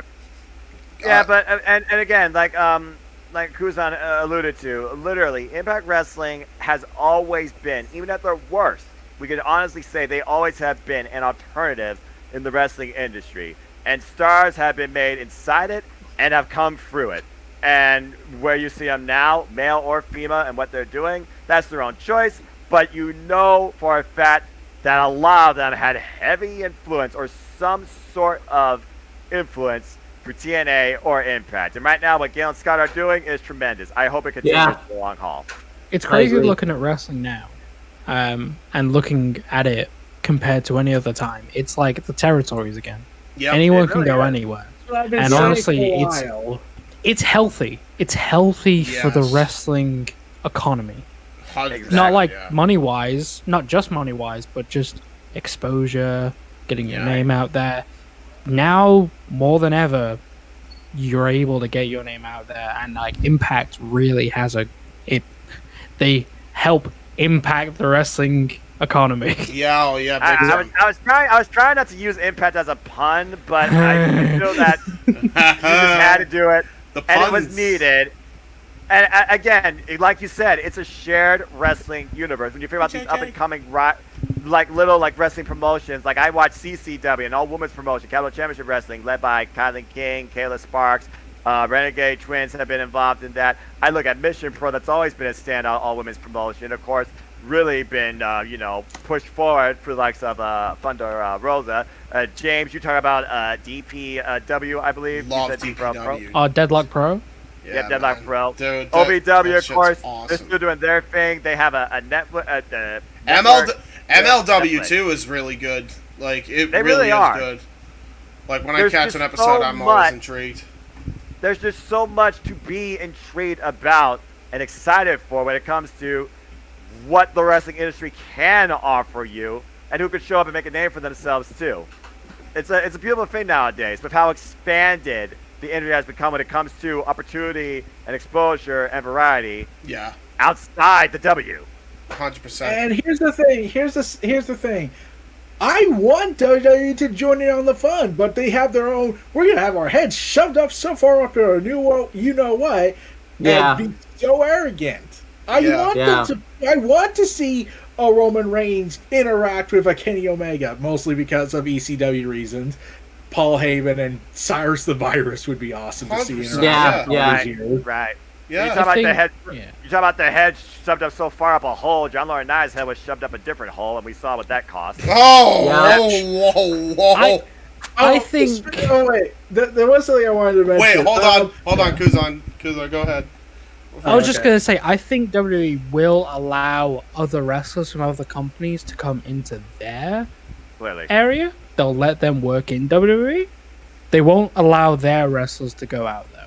And that's the problem. That's the issue. You need to be able to spread the industry is double-sided. They can come in and out. I get it. I get the view that WWE have. I get the view that Vince's have. Look, I have a monopoly on this economy, and I understand that as a businessman. I completely get it. If you have a monopoly on an industry, you're not going to see Apple working with Samsung to see them make a better phone. That just doesn't work. That's not how business works. Right. But therein defeats the whole purpose, though, Kuzon. They're not a monopoly. No, I'm not saying if it's there's fair. other people, you know? I'm not saying it's fair. He's but just I looking understand. at the actual, reality. From the business side, on the realistic nature of it, I understand. But at least allow those wrestlers, and again, they've done it at the Royal Rumble, but allow those wrestlers to be able to go, like Drew McIntyre or Drew Galloway, being able to go to ICW. Yes, they own the company, I know, but still, my point stands. Allowing people to go back to their original sources and being like, hey, remember when I was here? It's pretty cool, right? Look what I'm doing right now, you know? Right. And this is where it all starts. Well, I love the fact that you said ICW, because I think about, the UK side. I think about ICW, I think about Progress, I think about OTT, and I know some of these companies aren't even under the WWE umbrella. I think about Pro Wrestling Eve, per se, and of course, Rev Pro, right? Rev Pro, of course, there was New Japan Pro Wrestling, Will Ospreay, that friggin' Rev Pro British Heavyweight Champion. Rev Pro's a perfect place, a perfect middle ground for wrestling. You have WWE who have their grip on the UK scene, right? Yeah. Well, still to UK, or so we think. For how much longer, though, is the question, because we're starting to see more of the Vince influence of NXT 2.0 invading NXT UK, and the only good thing that's come out of that so far was Ivy Nile and Mika Satomura had a hell of a match. Ivy Nile has incredible potential. I will say that right now. She is somebody that definitely I could see being something big if booked correctly. Continue. Yes. Please just put someone over in this women's division. I'm begging you, from any company. Please. Exactly. I agree. If you ever wanted WWE and New Japan to work together in any capacity, Rev Pro is that middle person. That is the place where you can do it, and you don't have to own Rev Pro to do it. Just let them do it. Exactly. Everyone can make money doing it. You don't have to sacrifice being the monopoly of WWE. New Japan can do their thing and keep their IPs, because I know Japanese companies in general, not just wrestling companies, but Japanese companies don't like sharing their IP. I'm amazed the Forbidden Door is even a thing. But Rev Pro is that way.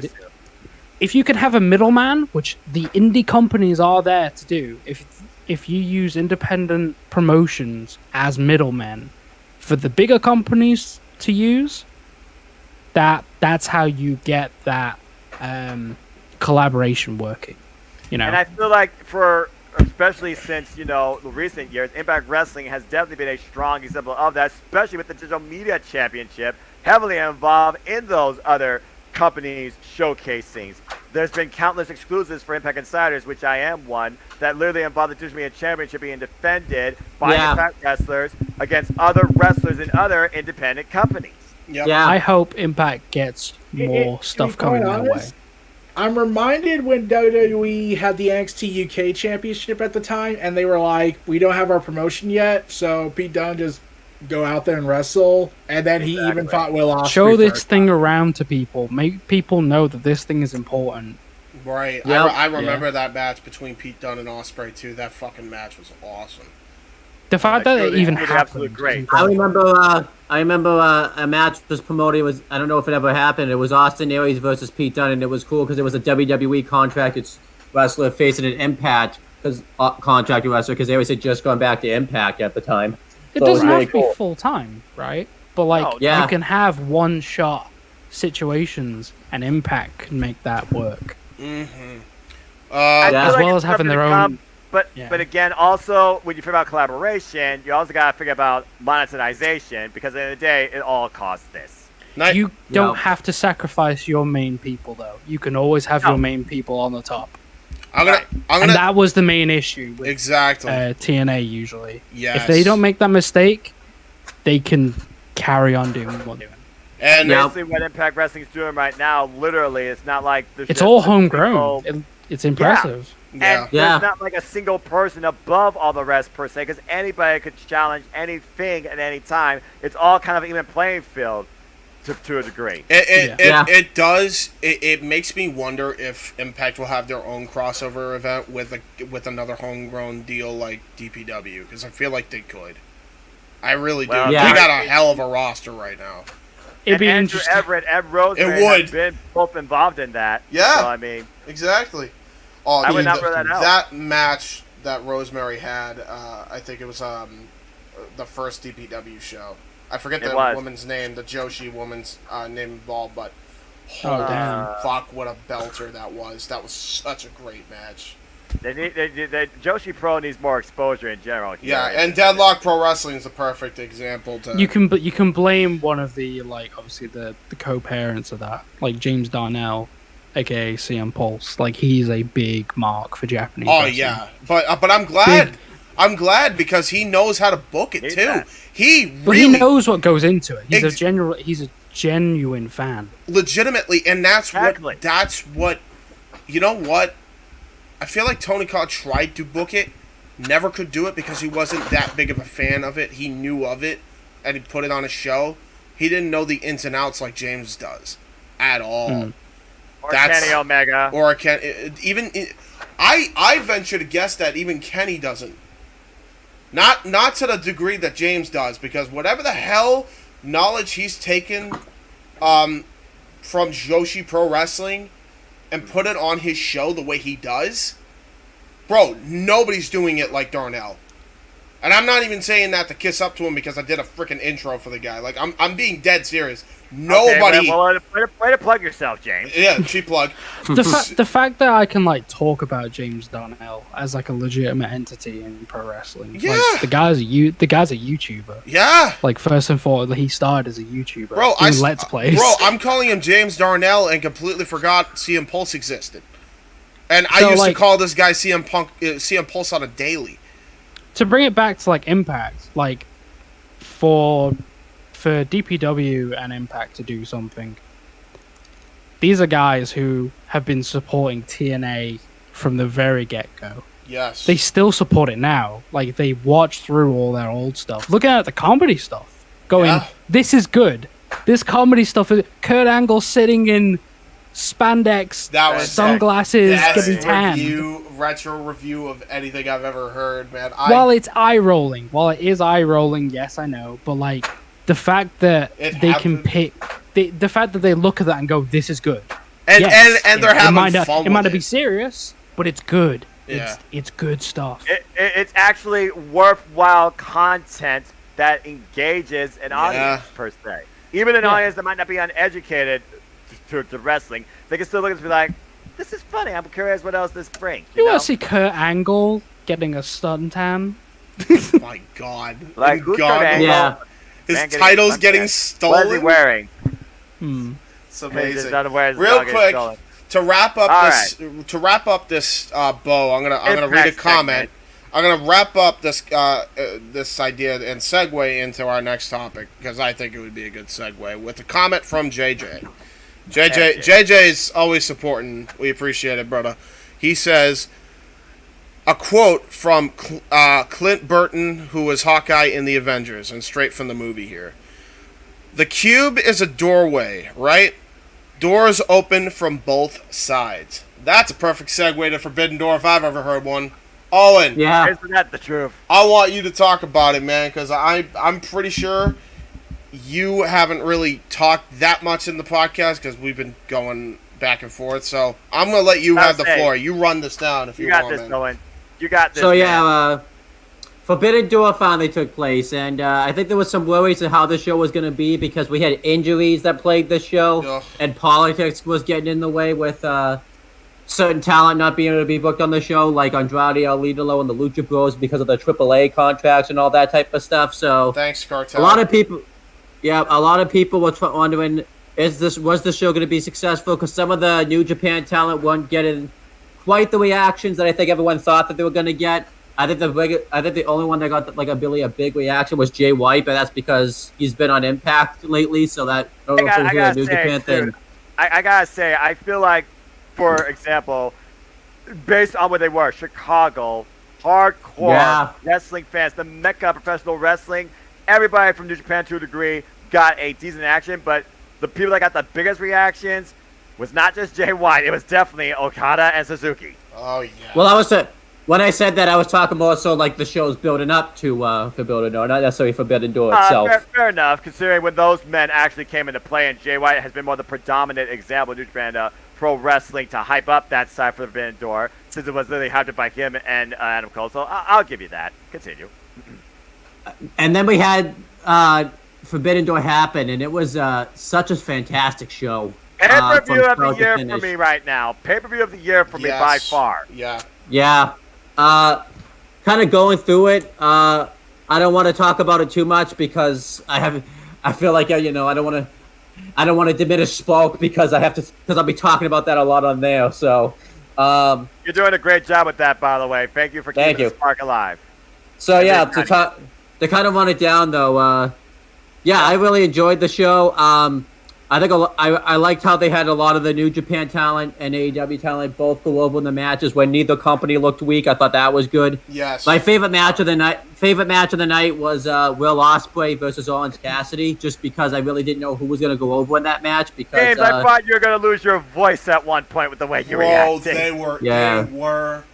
I watched your reaction on the Mecha Network. Bro, I legitimately. I like Orange Cassidy, but IWGP US champion was a stretch because of his gimmick, and damn near they made me believe it could happen and they did a good job doing it too, and I damn near had a heart attack 3 times. At least twice when I was trying to call the action, and you and Jeff were having a field day. Yeah, Jeff Beecham. I'll quote Jeff. Will Orange. I have heart problems. That is not okay. What just happened? Yeah. It was just a fantastic match. That was my match of the night. And Eric, I think you summed it up perfectly as far as this presentation. How we didn't get Andrade, but we got this instant classic instead. Yeah. And here's the thing: Rocky Romero came out with this. Orange Cassidy was like, I don't think I can hang with Will Ospreay. I'm unsure about that. Bullshit! You kidding me, Orange? Dude, don't doubt yourself ever again like that, dude. Holy hell, you had a hell of a match. Endorsed by the freaking wrestler Katsuyori Shibata. You're a main man for life. Bro, for real. Yeah. Also, I got a new update regarding what was at one point planned for Forbidden Door. But hold off on that. Certain connecting scrapped it. Let's let Owen finish writing down the card when we talk about the match of the night because he still has everything else. Yeah, we had I like the triple threat to match for the ROH and IWGP tag team titles. That could have gone anyone's way. Yeah, I love how they worked the injury with Dax Harwood. I thought the guy was legitimately injured, which he still could have been, but he was healthy enough to finish the match. And I am so happy that FTR have the IWGP Heavyweight Tag Team titles because they are the tag team of tag team professional wrestling. Yeah. Period. We had Sting, Darby Allin, and Shingo Takagi versus Bullet Club's Young Bucks and El Phantasmo. The new version of Dudes with Attitudes, baby. Shingo Takagi and the Scorpion Death Droppers. Let's go. Yeah. Sorry, Kevin Nash and Shawn Michaels. Your time has passed. Stin's dive off the stage was awesome, and the highlight of the match was. Bro, and I just can't believe. Go ahead. The no spelling of Sting throughout, by the way. Don't forget that. Go ahead, Owen. Yeah. I just can't believe how well El Fantasma and the Bucks gelled well together, especially when they were doing the back leg spots together. God, dude, it was like a well-oiled machine. Those three, like, seriously, like I thought. I thought ELP was like, are we sure he's not a young buck? We sure? He definitely fits the mold. We sure about the? Can we double check that? Okay. Yep. Okay. Fair enough. Yeah, what else? One of the sleeper matches on the show was actually on the buy-in. It was Keith Lee and Swerve Strickland versus El Desperado and Kanemaru. I can't pronounce his first name. That match. Yoshinobu Kanemaru. It really tested Tony Khan. Yeah, that was, I it really love that tested the chemistry of Swerve and his glory, but it also showed how resilient and aware, sneaky Suzuki-gun could be. This was a hell of a match. You know what? Sleeper matches. You want to talk about sleeper matches on the buy-in? Nick Camarado and Lance Archer was a hell of a fucking sleeper match. That was a beast brawl that wasn't even announced before the show. That was just for the audience, like, surprise. That was really well done. And then and the other members of the factory. Who was it? QT Marshall and Aaron Solo versus Yoshihashi and Hiroki Goto. Yeah. That match actually surprised the hell out of me. Like, I know how good QT is, but they've done with QT what they've done with QT. I know how good Aaron Solo is because I've seen him on the indies. But I didn't expect how well these two teams were going to gel well together. So kudos to them. Yeah. Kudos also, to them. All round. Also, I like the women's match a lot. I was kind of worried how the women's match. Yeah. Agreed. I was kind of worried how the women's match was going to stand up because it fell out of place when they put it when they booked it, but it actually didn't feel out of place at all because it worked really well. Ronda Rosa talked about on the road to how these two were the only women represented at this pay-per-view. They had to set a standard. They had to make a point, and they did. This was Stardom strong style level competition that pushed La Mera Mera beyond normal boundaries, where she couldn't put her away with her finisher. She had to go to Dustin Rhodes' playbook to put down Toni Storm, and it left more to be desired. And as Tony Khan alluded to, if he could have booked Stardom Town, he would have. But they're all busy, and visas are a bitch. Yeah, and honestly, this was the best. If that's the case, Kyrie. If that's the case, this was the perfect substitute because I can't think of a better person that represented Stardom back in the day than the Wonder of Stardom champion. So there you go. Multiple time Stardom champion, Grand Prix winner, and a participant. I think she was a silver medal tournament winner too. Toni Storm has as strong as a resume in Stardom as Io Shirai, maybe. And Io Shirai is the most predominant name in Stardom history besides Mayu Itami. Anyway, continue, Owen.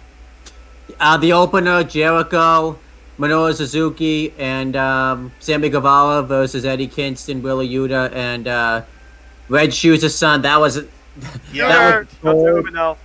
That was gold. I love. What a coming out party! What a coming out party for Shoto, dude. Wow. AEW with the consistency, we're going all the way back to Wrestle Kingdom 12. Remembering the fact that Jericho laid out Yoramura all that time ago. In a match with Omega, which I'm like, holy shit, they're going back that fucking far? Wow. Yeah. Use continuity to our advantages. And I keep saying it, the IWGP United States Championship is the true first key that brought us to the Vendor in the first place, where New Japan Pro Wrestling got to put themselves deeper into America. Yep. And the callback they did where Yoramura still got his revenge on Jericho because he ended up putting him in the Boston Crab, and it was just gold. This match was gold, and even though it was predictable that the heels were going to win because it was for the main advantage of blood and guts, but it was still a hell of a match. Yeah. And again, Suzuki, Kingston, I need that one-on-one somehow. Good Lord. And then later on in the night, when Chris Jericho comes up and just throws a fireball in the guy's face. I mean, there's a reason that guy's a wizard. It's, Oh, yeah. The You fedora. know, the Go four-way match for ahead, the... go ahead, Kuzon. No, it just said it's the fedora. It is the Yeah. fedora. I agree. Nice guy, Christian. I have a fedora. The fatal four-way match to crown the first All-Atlantic champion was a hell of a match. I thought Clark Connors had his best performance I've ever seen him have. James, before I speak, you really were talking about how Clark Connors didn't feel like he, they should have put maybe like Alex Coffin, for example, in this. Did Clark Connors, make your judgment? Oh, yeah. Man, I was shocked. Listen, I only said Alex Coughlin because I'm a DPW mark, and his match with Calvin Tankman absolutely ruled. Go watch it. DPW Fire. But, man, this Clark Connors cat's got something, man. He's got an intensity that I can't even describe. Like, he's really, really good. Former young lion, graduate of the New Japan, LA Dojo, trained under the likes of Katsura Shibata, graduating with the likes of Carl Fredericks and Alex Coughlin. I wouldn't expect anything less. Yeah, it was. And he was put into this spot because Tomoshi E was injured in the very match that he lost. That didn't get him in the first place. But yeah, I love this match a lot. Everybody came out good coming out of it. I was really surprised they went with Pac because I thought they were going to end up going with Miller since he just came back and everything. But I think this made sense to go with Pac in a sense, just because the dude's been with AEW for a while. He's had to sit at home because of this stupid pandemic. This guy deserves a fucking one with a title. He deserves it. He does. I can't honestly. I'm not even for mad. the longest time. I literally said on a prediction show that I wouldn't be mad if any of the guys won. That was before Carter's was replaced, obviously, and then he changed my judgment in the actual match. So I wouldn't have been mad with either guy winning here. Yeah. Clark Connors at one point took all three men out at once and came this close to winning. Yeah, what a gore, by the way. What did they call him? The Wild Rhino? Basically. Wild Rhino, He's Rhino. He's just Rhino, but like, mainly because of that gore, dude. Holy shit, that reminded me so much of Rhino. Like, full-on gore through the table, man. That was so cool. What a great freaking... Yeah. Also, speaking of Miro, here's the thing. I know we're getting a little off topic, but I wanted to bring this up. He could. They have a chance to do this match. They could give Miro a title at Death Before Dishonor. Yeah. Yes, they could. Because he called out Samoa Joe. Oh. Okay, we need that match. Sorry, Jay. Yes. Okay, but here's the thing. I think Miro may have accidentally applied for the Blackpool Combat Club for one particular reason. Go ahead. Why? He channeled the Bryan Danielson of fetishes. Oh, Jesus. Oh, Lord. Okay. This is what he said. I respect Samoa Joe a lot. He's such a legit ass kicker that I would love to face him and have that classic. And this is what he said. Put that meat to work. I will channel Biggie and Brian. Big men colliding and testing each other's chests. Miro versus Samoa Joe. Match waiting to happen. We'll see. Yeah. But also, as you alluded to, Eric. Hold on. Wait. Shaq, go ahead. No, I was just gonna say Miro, like big size queen. Put it politely. Yeah. But yeah, as we know, in the second ever show of the Ring of Honor reboot under Tony Khan, Death Before Dishonor will be later this month in July. So stay tuned for more on that, folks, in the Jeff Meacham Network and also here too. How much you want to bet, Jack, that you and I are the only ones that get the size queen reference? This is terrible. James hasn't told you. Yeah. That being said, again, I'm innocent. I'm simple. That being said, Owen, I think you have 3 matches left. Yeah, Zack Sabre Jr. facing the mystery opponent. One of the mystery opponent ended up being was Claudio Castagnoli. I love that they made it of the Blackpool Combat Club with a remixed version of the 1812 Overture. Absolutely love it. I love how it was almost a squash, and then like it ended up just being this great competitive match. It was a hell of a match, and Claudio Castagnoli, I hate to say it, but he's free of the WWE system now. Don't hate to say it. Are you kidding me? This professional wrestler is free now to explore, enjoy, and embrace that renewed passion from a fan base that understands professional wrestling. He's always been great, delivered classes with everybody. Now he is free to truly be himself, and he will thrive He The looks reason I really say- good in tights.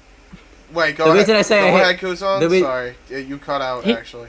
He looks really good in tights. Yeah. I know this is like a really weird thing. It's amazing to see him go from just trunks, which he's a tall dude. Keep in mind. Yeah, he is. But like when you have him wear tights, It especially really like the shows designs, that and off, seeing him yeah. in black, Yeah, it does It- show that off. he looks the whole really stuff. good. I The whole love. red and black and the rugby inspired I attack. love the Jason, I'm sure you rugby guys know inspired attire. I'm like, yes. It looks good. It's so about- good. It works. It works Yeah. so damn well. And now he's the newest member of the Blackpool Combat Club. Bro. You couldn't find a more perfect fit. I don't want to see him in trunks anymore. Never ever wear trunks. Ever again. This all the time. Agreed. Yes. Yes, you have very nice legs, sir, but please, like, Yeah. for the sake of all our sakes, you know. And what a wild. Your technical thighs do be physical- thick, but cover them up because you look better. Yeah. There you go. What Here's a the wild. thing about Claudio. Go ahead. Claudio. So Yes. when he showed up on AEW on Forbidden Door, it was said that WWE Town was shocked that he went there. Like, wait, how? This is impossible. We offered him so much money, and it's like, Owen, do you think it was a shock? Not at all. He was the guy I thought it was going to be the. What? Why would like they be everyone with surprised? their grandmother Caro Go knew ahead. that- Go. yeah. Let Owen speak. Go ahead. Sorry. Why would they think this is a surprise? This dude was legit ready to be a world champion 3 times and didn't get the belt. He won the Andre the Giant Battle Royal, got dick shit out of that. What else? He did. He faced Roman Reigns and lost. He Yeah. won at WrestleMania, and then Seth Rollins won the following show, and that momentum just literally got reverted back to zero. Oh, don't forget about this. Don't forget about this one. Wasn't there something that happened in like 2015 where like they didn't capitalize on him? He faced Kevin Owens at SummerSlam, and then like he just let losing Yep. and losing. He Yep. returned it in 2016. He returned. Had a And then short-term feud with Sheamus, which was like pretty fun. Singles affair, best of 7 series. Hey, Yeah. how about the time he jobbed to Dolph Ziggler 2 straight falls in a 2 out of 3 falls match? Remember that one? oh, how about this I one? know How why about he did that. I know why they did that. Because Dolph. yeah? No, how about No. this one though? Go ahead. What is it, Eric? okay. Hold on, I'm curious what Eric's got as a result. What? Go ahead, Eric. What's the reason? I was gonna say. Apparently, Claudio had heat right before the show because he said no one wants to see John Cena and Randy Orton for like the 5,000th time. Oh do my remember God, that. that's right. They did Owen, punish him for that, didn't they? We covered that too, didn't we? On the rundown, I think. Bring attack our Lord and Savior Cena and Orton. We didn't. They We didn't. really We, did punish him for that, didn't they? we didn't know each Oh, other. wow. Oh, we Punish didn't know each Cesaro other for then? having That's right. an original idea that a multitude of people that follow the WWE probably agreed with. Was it really They that did long that. ago? That was 2014, Owen? Yeah. Yeah. It's like Night of Champions? Hell in a Cell. Yeah. Yes. Let's not forget about this one that they did with Claudio. He was fucking yodeling. He was yodeling. he was. I'm not making this up. The dude was yodeling on live noise TV. You brought me back to a flashback that I never ever wanted to remember in my lifetime again. I can't. Oh my God. And And it if really, Yeah. yeah. And I think at one point I thought Claudio, aka Cesaro, was going to be part of NXT UK after that instant classic sleeper at NXT UK TakeOver at Cardiff where he took on Ela Dragunov. How WWE utilized Cesaro. Look at my headphones, and that's exactly how they utilized Cesaro. There we go. They Let's sent him also back not. to NXT as well, But- and they had like yeah. a really good feud with William Regal. Let's And also Like, not. he knocked it out of the park. Go ahead. Yeah. Go ahead. Let's also not forget the way they followed up his NXT UK appearance. I believe he lost them to the Miz in like 5 minutes right after my that God. too. He did. Wasted. Not fully appreciated. Not pushed to be the champion and the top star he damn sure deserved to be. You got the ball in WWE, you have yourselves to play. Oh, Here's the Why thing, are we here's laughing the about thing. this? it's Here's the thing about Claudio's run. because he's in a better Right place. after he won, he won the Andre the Giant Memorial Battle Royal all those years ago, they did have a huge plan for him. They wanted to do Claudio versus Brock Lesnar at SummerSlam, make him the next Bryan Danielson since Daniel Bryan was hurt. But then they were like, well, he's not being a sports entertainer, so fuck him. Yeah, because FTR, again, they didn't want to be sports entertainers. They wanted to be professional wrestlers. Claudio's been a professional wrestler 20 years in the game, and now he's with a group with the likes of Jon Moxley, Bryan Danielson, and bright up-and-coming professional wrestler in his own right, Wheeler Yuta, with Regal as head. This is brilliant beyond all belief. And guys, just before Noah doesn't mean head like Al Snow's head. He means the leader. Let's just make sure everybody knows. Oh, that. There is a rundown crossover. People might get confused. He's right. Okay, well, I meant coach. He's not listed as a coach yet on the AEW. They were surprised. WWE's talent was apparently surprised that why would he sign with them? Did Tony Khan have more money than we thought? It has nothing to do with money. I cannot believe. I seriously can't believe. Are they really still thinking it's just money to these fucking people? Really? No, come on, he does Twitch. This is what I wrote on Twitter. This is what I wrote. Because not every single wrestler on the goddamn planet does it just for money. Imagine how Booker T's handling this revelation. His head's probably exploding. Yeah. Booker T has been 50-50 in his realization and conversation regarding WWE and AEW for the longest time. He's not fully out of touch, but he's happy. We didn't mention he could have made very substantial amount of money, but even though likely he would likely not get any big push. Of course not. They had nothing. They saw, and Owen and Jack and I have covered this for years, but I'm pretty sure before we even knew either of you guys, Eric and Noah, we've been covering this shit for fucking ever. It feels like it's unbelievable that they misutilized him for so long, and they were shocked why he didn't resign. And the minute he comes into AEW, reignites the Claudio Castagnoli spark that got him signed there in the first place. The fact that they were so patient. Yeah. The fact that he was so patient for so many years. Think about how many years he's been in that company. And he's never complained, really. He's done everything he can to the book of how they wanted it to. Yeah. And he never said a bad thing. He was a good company man. He never said a bad thing about the company or anything. Never had a bad thing to say about the company.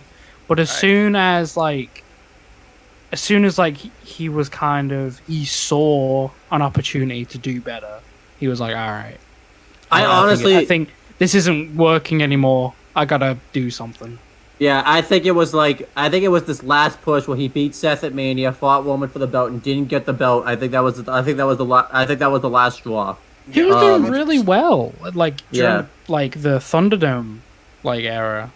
After his match with Rollins, I thought he was going somewhere because it was interesting. I agree. Same, and then all of a sudden, I was like, all right. Claudio's rise and then quick fall in WWE Part 47. Yeah, over and over again too. I feel like, we lost a host. We did lose a host. Well, there he goes. But something happened there, Noah. What? Accidental? What happened? My internet glitched, I guess. That was weird. You trying to tag out, bro? Why? No. I mean, at least my device didn't crash on me. I've had crashes with this, so I can replace my battery. That actually tech issues. But anyway, continue. The bottom line is this: they dropped the ball on Cesaro. Bro, I know another reason they dropped the ball on. To me, for Owen, the Orange Cassidy Will Ospreay match was the match of the night, and I love that match.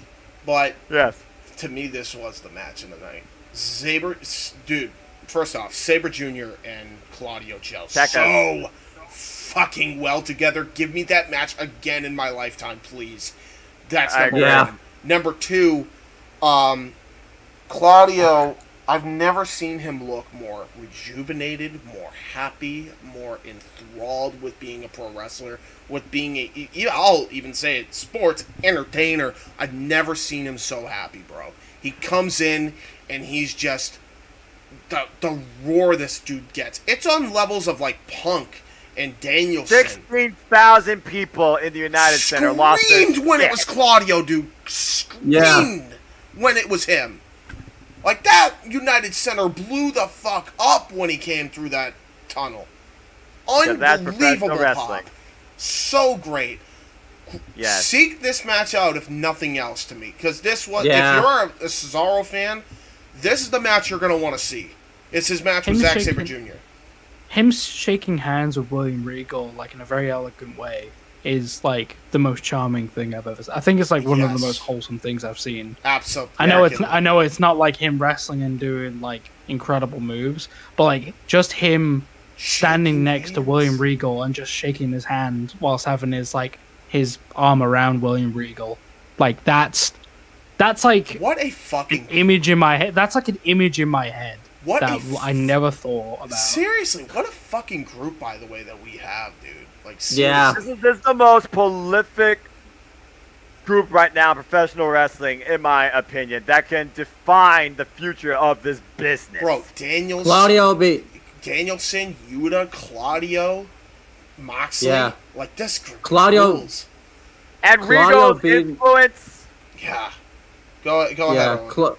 Claudio being in this group makes so much sense too, because Regal said on commentary, I think it was this week or somewhere, Claudio retired William Regal from professional wrestling. It totally makes sense for him to be in this group. He said it during Blind Guts, which will be our main event that we'll give Eric the head to talk on about. But let's finish Forbidden Door. You got 2 matches left. Bottom line, Claudio, welcome back to professional wrestling. The 4-way match for the IWGP Heavyweight Championship and was what it was. It was a good match, but the finish is unfortunate. But I will say this. At least, I'll say this.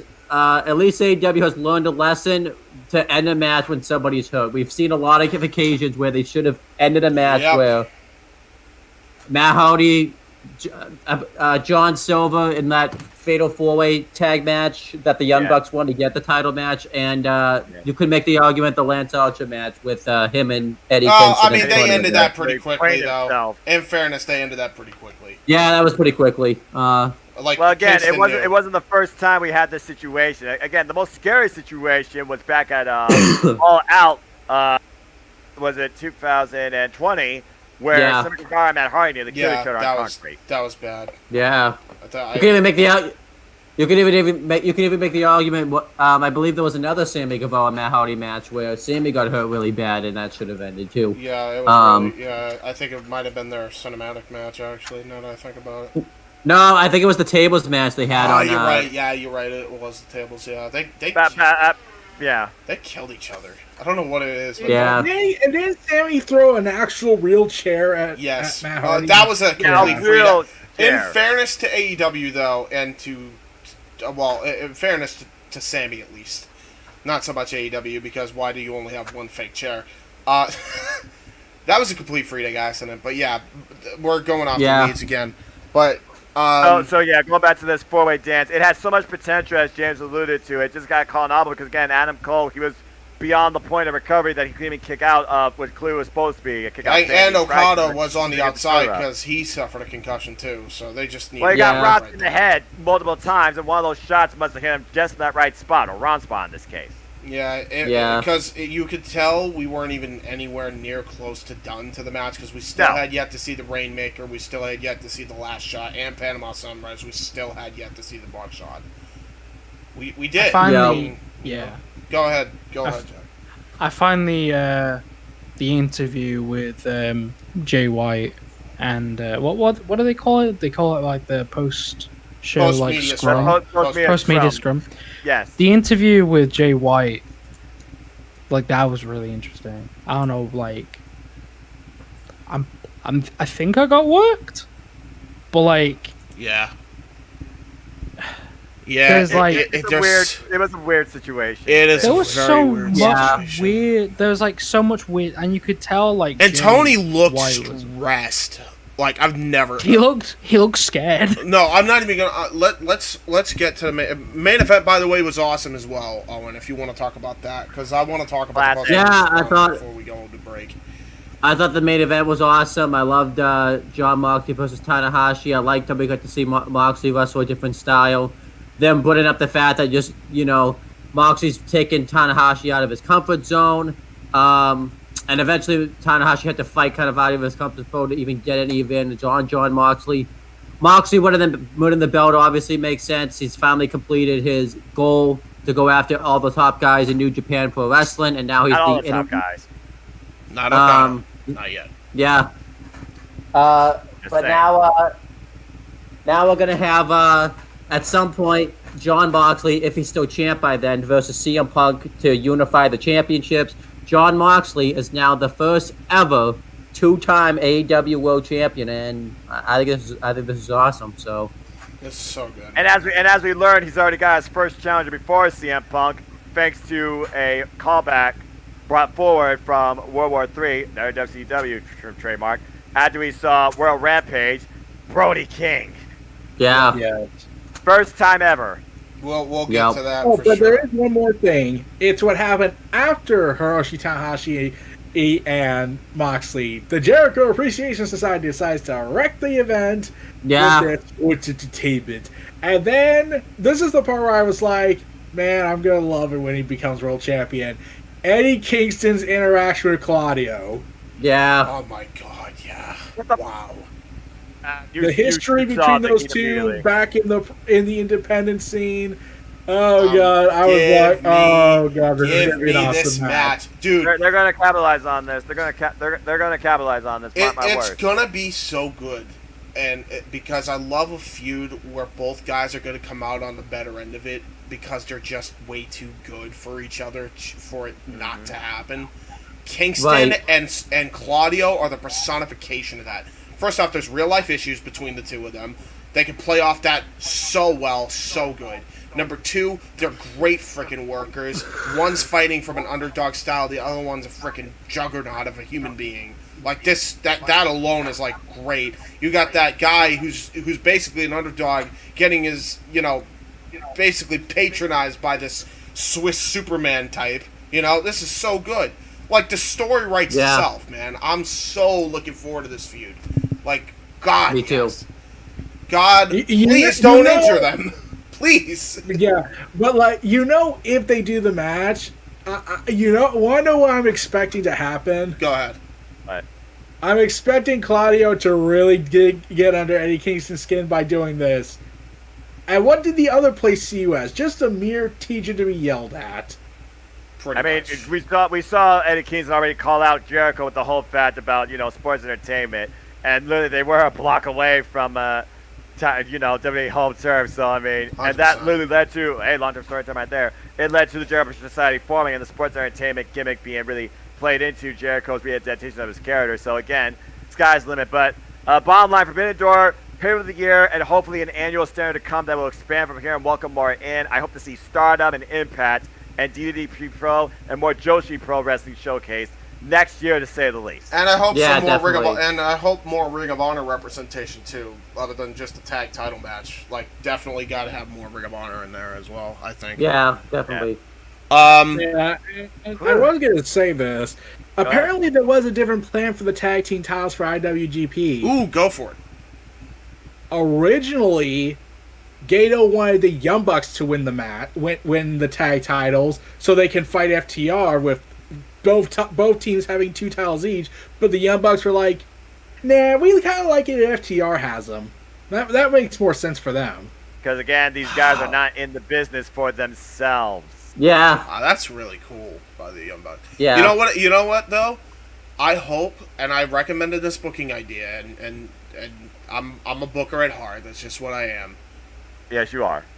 Impact tag titles for the Young Bucks, and more importantly, NWA tag team titles. Yeah, that's what I've been saying as well. They got to go for those. The heat would be nuclear there, man.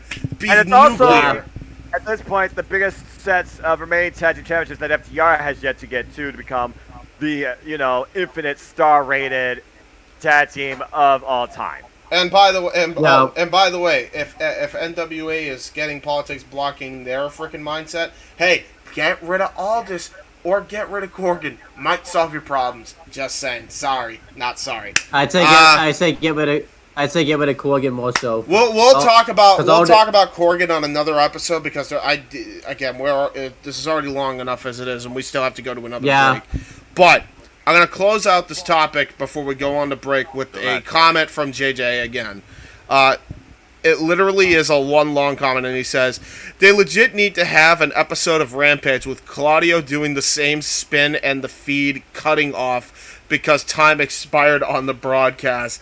Then have a following week's Dynamite open with him still doing the swing on the same opponent and actually finishing the match.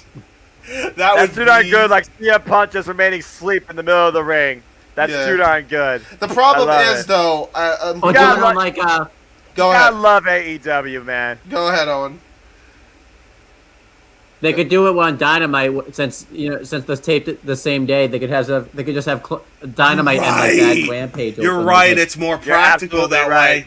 That's more practical that way. Yeah, JJ, like the idea. We got to invert it though because it's more practical. Owen, you're a genius.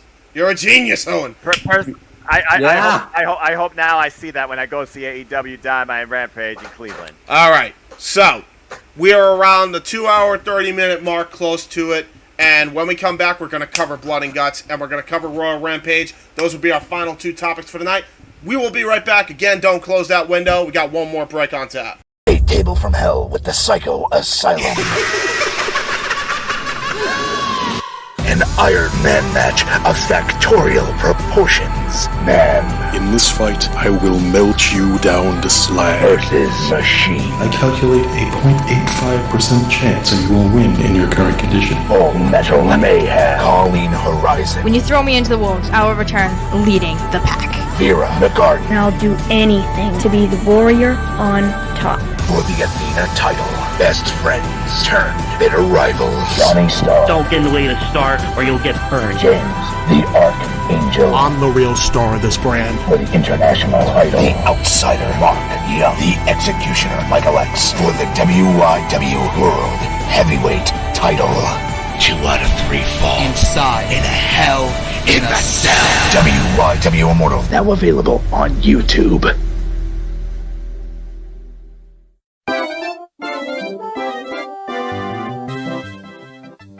Hibiki TMD on YouTube, retro gaming, pro wrestling, podcast, Terry Bollea, Hibiki Honors, Hibiki Quickie, everything in between. Hit that subscribe. Follow me on Twitter at the Hibiki TMD. And hey! Watch out for pedestrians, pal. You on the bike. Slow down. Hit that subscribe down below. Check us out at the Hibiki TMD on Twitter, Hibiki TMD on YouTube. Oh, the goddamn goodness.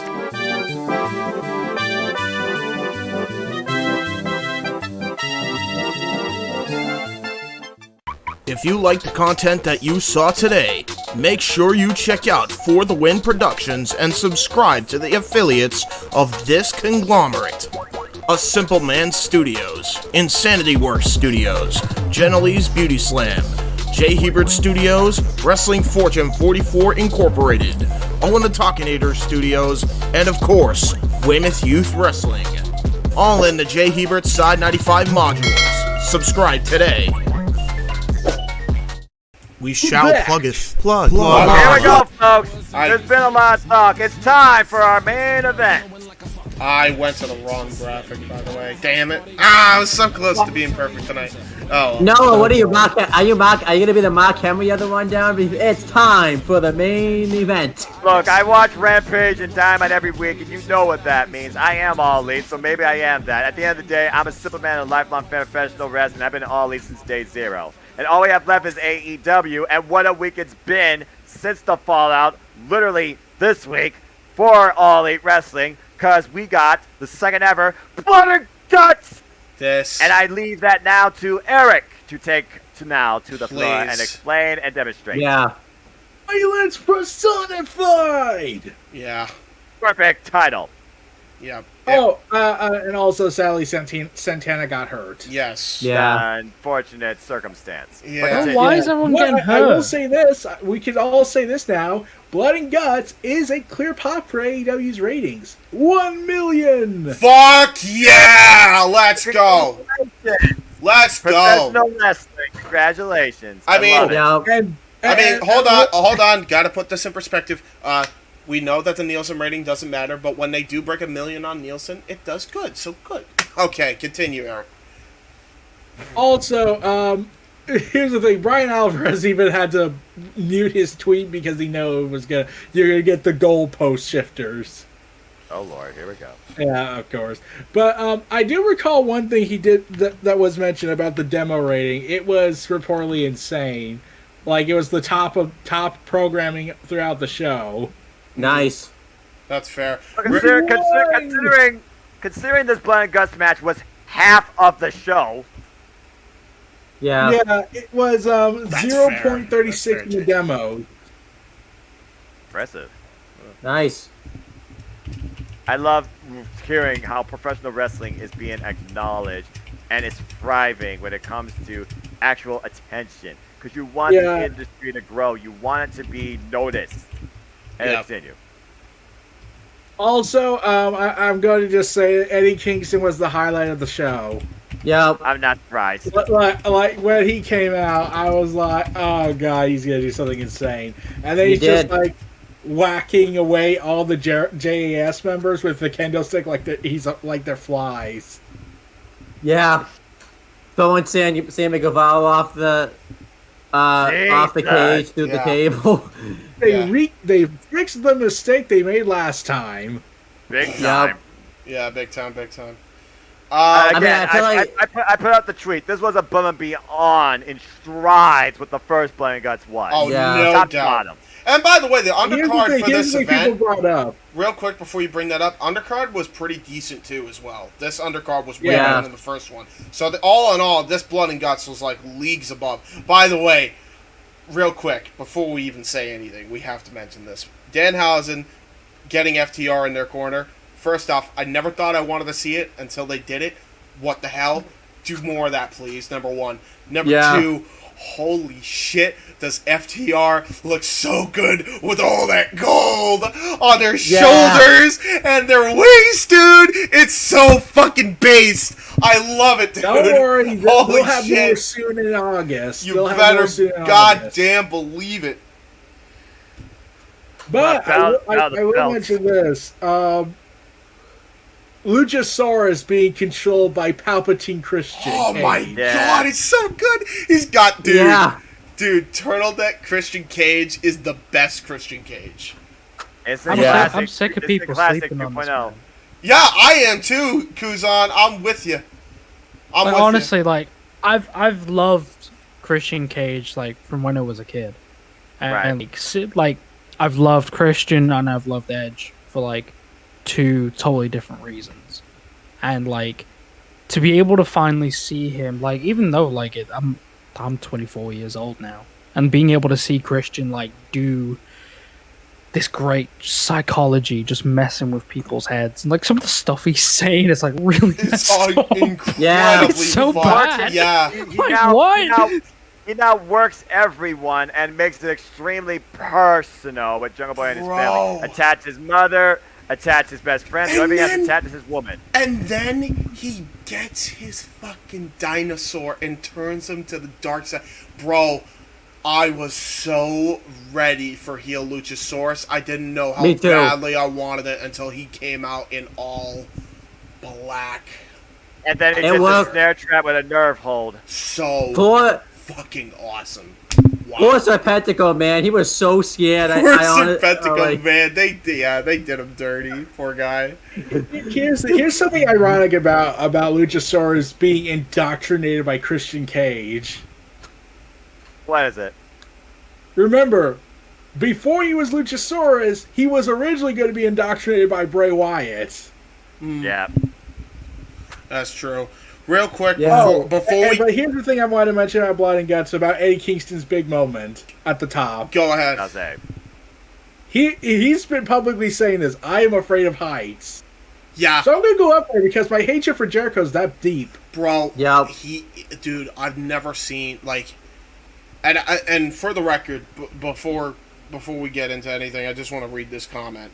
JJ says there was also an NBA Finals or Stanley Cup Cruiserweight Championship games. Cruiserweight games. What the fuck?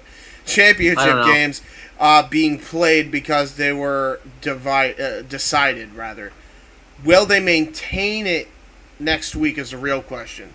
That is a very good question. I think with this Royal Rampage, they are going to do pretty well with that. They did advertise that Moxley was going to defend the championship, and they did advertise that Punk was going to be there the week following, I believe, in a unification match. Could be wrong on that. I don't know if it's that week, but I know Punk is back that week. So I think they're definitely trying. It's not for lack of trying. That's for damn sure. But I love that Kingston went and did that because it really sold the danger already. But like legitimately, you could tell the dude was legit terrified. And just to put it in perspective, this dude, Kingston, has gone through so much hell in his life. For him to be that terrified, and we know he has anxiety, but for him to be that terrified, you felt it. We all felt it. You can watch our live reactions on our watch party of Blood and Guts, and I believe JJ, you might have been there for this as well. We were fucking so anxious for him. We were going sick with seeing some of the spots. We'd like, get the fuck down, please get the fuck down. Like even Cesaro's running there like a madman, and he's like doing poses, and I'm like, no, stop doing it, no more, stay put, or get the fuck down if you're gonna run around like a maniac. James, you also gotta consider we literally had the very two men this all began with after AW Revolution, where it was. And even before that, this whole thing was an endgame between Eddie Kingston and Chris Jericho for now that dissolved into the battle of sports entertainers versus professional wrestlers, and the unified front by the JAS once again on point. Now a Taikaji part of the scene. And Ruby Soho coming into play also on behalf of Eddie Kingston. And then, of course, you feel about some of the spots. We got people getting forked up. We had broken glass pile driver. We had reverse vacuum cleaner on tacks. Barbed wire baseball bat. We had Hager go through a table hard way. We had combination tag team offense by the Blackpool Combat Club. Daniel Garcia, Sammy Guevara broke out Daniel Garcia and Will Yuta broke out in a firefight. Sammy Guevara still showed up while he was the Spanish God. We had the Clash of the Real Americans. There's one more spot. They recreate the Age of the Fall moment. Yeah, dude. Yeah. Just chucking Sammy, and they did a really good job too doing this fall, and the Mad King Kingston just with a smile. I didn't say Sammy's fall. I said Age of the Fall. You know, that iconic upside down bleeding profusely moment. Oh, I love it. Yeah, when Matt Menard was through the cage. Yeah, that was Matt Menard, not Angelo Parker. But what the only thing missing from this is Jimmy Jacobs screaming on the top of his lungs on a microphone. Well, Ty Conti was screaming enough when her man was getting brutalized. And Sammy Guevara is one of the only men to not bleed during this match. And here's the thing.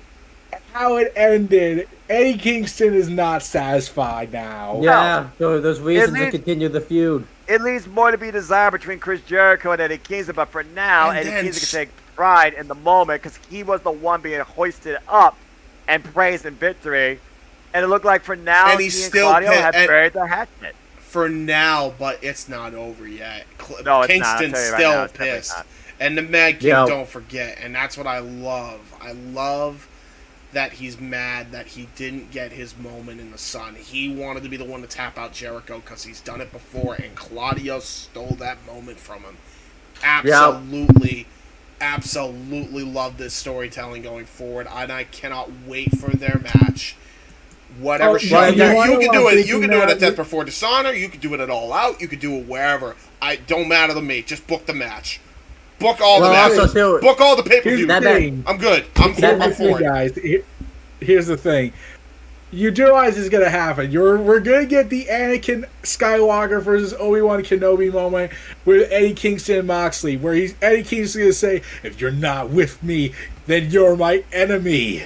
Yeah. Well, John Moxley even said he knows that Kingston sometimes is a hard guy to really like, but he keeps it real, and that's what he appreciates the most. Oh, and you were saying Kingston 100%. He's going to probably force Moxley to choose him or Blackpool Combat Club. Truth. Yeah, well, we'll see. We'll see how that falls out down the line. John Moxley. Hold on 1 second. Owen wanted to say something. Well, so I was gonna say because this doesn't just shut up the Claudio Castagnoli Eddie Kingston match.